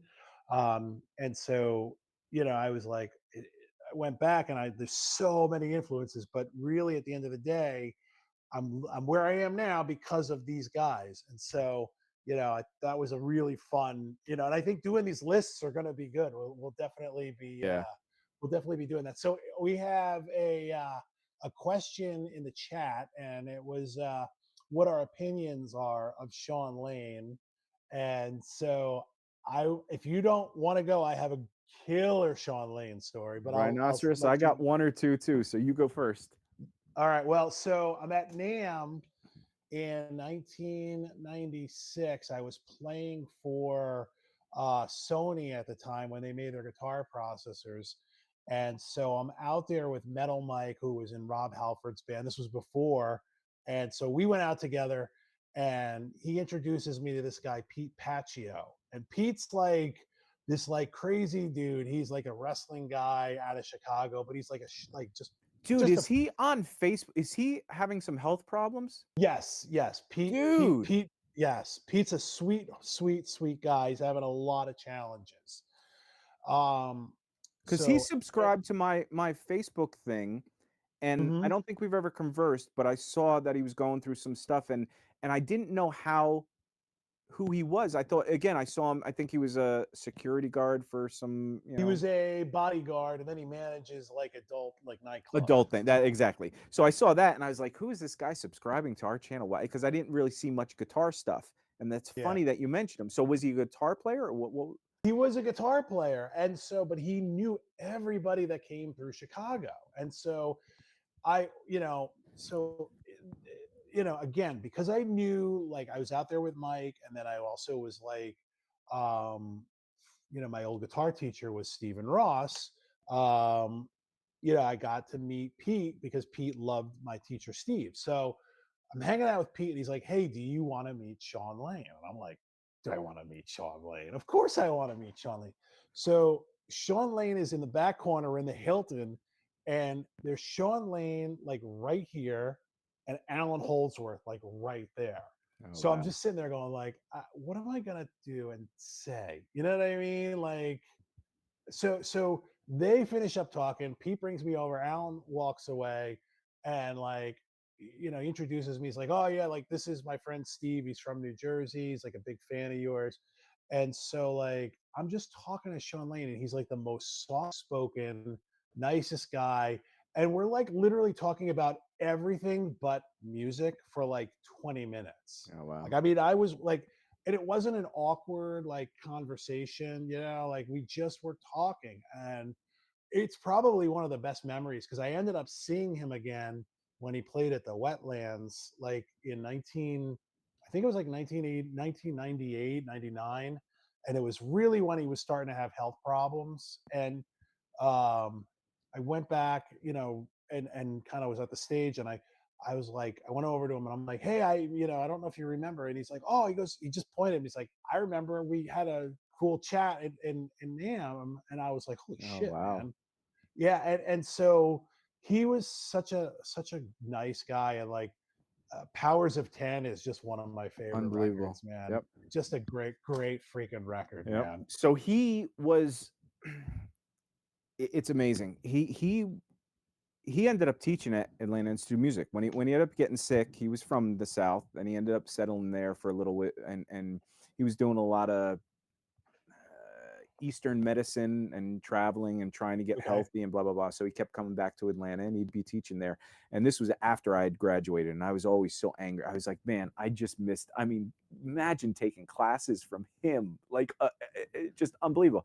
And I remember he did a clinic at AIM, and this was one I missed. This was between these courses, GIT, AIM. They were a year-long course, and Yeah. most people went through the whole thing. I went like it was a college thing. I took the 2 quarters, then I went home for the summer, hung out, then I came back, which was cool because I met a different class each time. Like I was in everybody had surpassed by that time.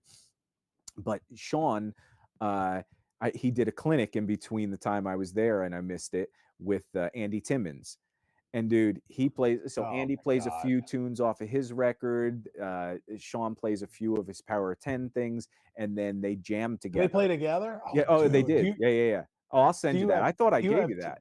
no way. Oh, You yeah, have yeah, yeah, tape of yeah. that? Yeah, and I think some of Holy it's shit, online. dude. Some of the I don't think the jamming together is online. It might be, but I know there's some of the Oh, I solo don't care stuff. about the talk. I'd love to Yeah. hear them play together. Dude, Oh my and God. so Sean, when he played that, there's one, I forget what tune it is, but it's this one very melodic, like it's just got these singing melodic things, and then he goes into some of his fast stuff, which he always does, and his tone, it's just, dude, Sean was one of, again, unfortunately, those unknown people to most people. And even in the guitar community, we're talking about all these guys of modern day, and nobody talks about these guys. And Sean was, I mean, if you, a lot of people don't understand it because they see all that wide interview. He gets into that crazy stuff or whatever, but that's not what he was. In fact, I did a guitar, again, this is going back 15 years. One of the first 10 guitar lessons I did on Guitar Breakdown was a Sean Lane thing. And I even made a joke, I think, and it was, I was like, who am I to transcribe Sean Lane shit? And you could tell by the stuff I played today. I didn't warm up today. When I can't play, I can't play. Like I'm just so I'm like, how do I? But it was a month of going through this melodic stuff of Sean Lane. And it wasn't any of the fast stuff. It was his phrasing and tone and the way he played certain melodies. And it was one of the songs, I think it was on Powers of 10. And Okay. it was just this beautiful. And I was playing through my Sir amp, and I was dialing in a weird way I never did to get that real thick violin hollow kind of thing. And I remember I had to turn the volume all the way up to get that dynamic and that feel. And dude, Sean Lane is just absolutely insane. And again, it's one of those things where I'm like, why am I learning all this other stuff? Go back to the source, transcribe that stuff. Yeah. Yeah, it's just brilliant. Much respect, man. The guy was just a great player, man. Yep. What a great way to wrap the show, man. Yeah. We just Yep. I can't say like just thank you guys. Thank you so much for the participation and just kind of chiming in. Really, thank you guys. It really means a lot. And obviously having the contribution kind of just brings the energy level up for Dave and I. Yep. And That's why we this stay is on for our 2 hours when we said, okay, it's Halloween. We're gonna probably yeah, do an hour, a little less, and then it's yeah. 2 hours later. Yeah, Uh, but when we get like that, it just kind of gives us a little jolt of energy, and yep. we're really trying to build this thing up, and you guys are kind of at the bottom, with us in terms of like right from jump. So thank you guys for joining us, and I'll see you guys next week. Dave, you want to say your Yeah, please. adieus? Yeah, please.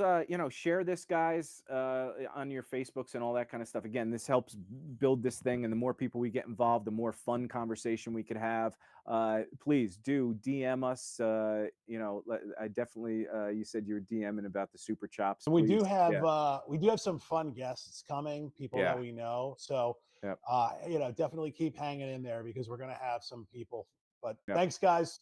Yeah, appreciate it. And Steve's going to be out. I'll stick around for like 2 seconds more to close this out if Steve wants to leave or stay or whatever. But I No, I'm just here. want, okay, I just, so yeah, share this if you can because it really helps out. Also, let us contact us at any time. Let us know what stuff you want to hear in this kind of forum. Also, if you want any kind of lesson material that I'm going to try and start putting out, which is more just videos.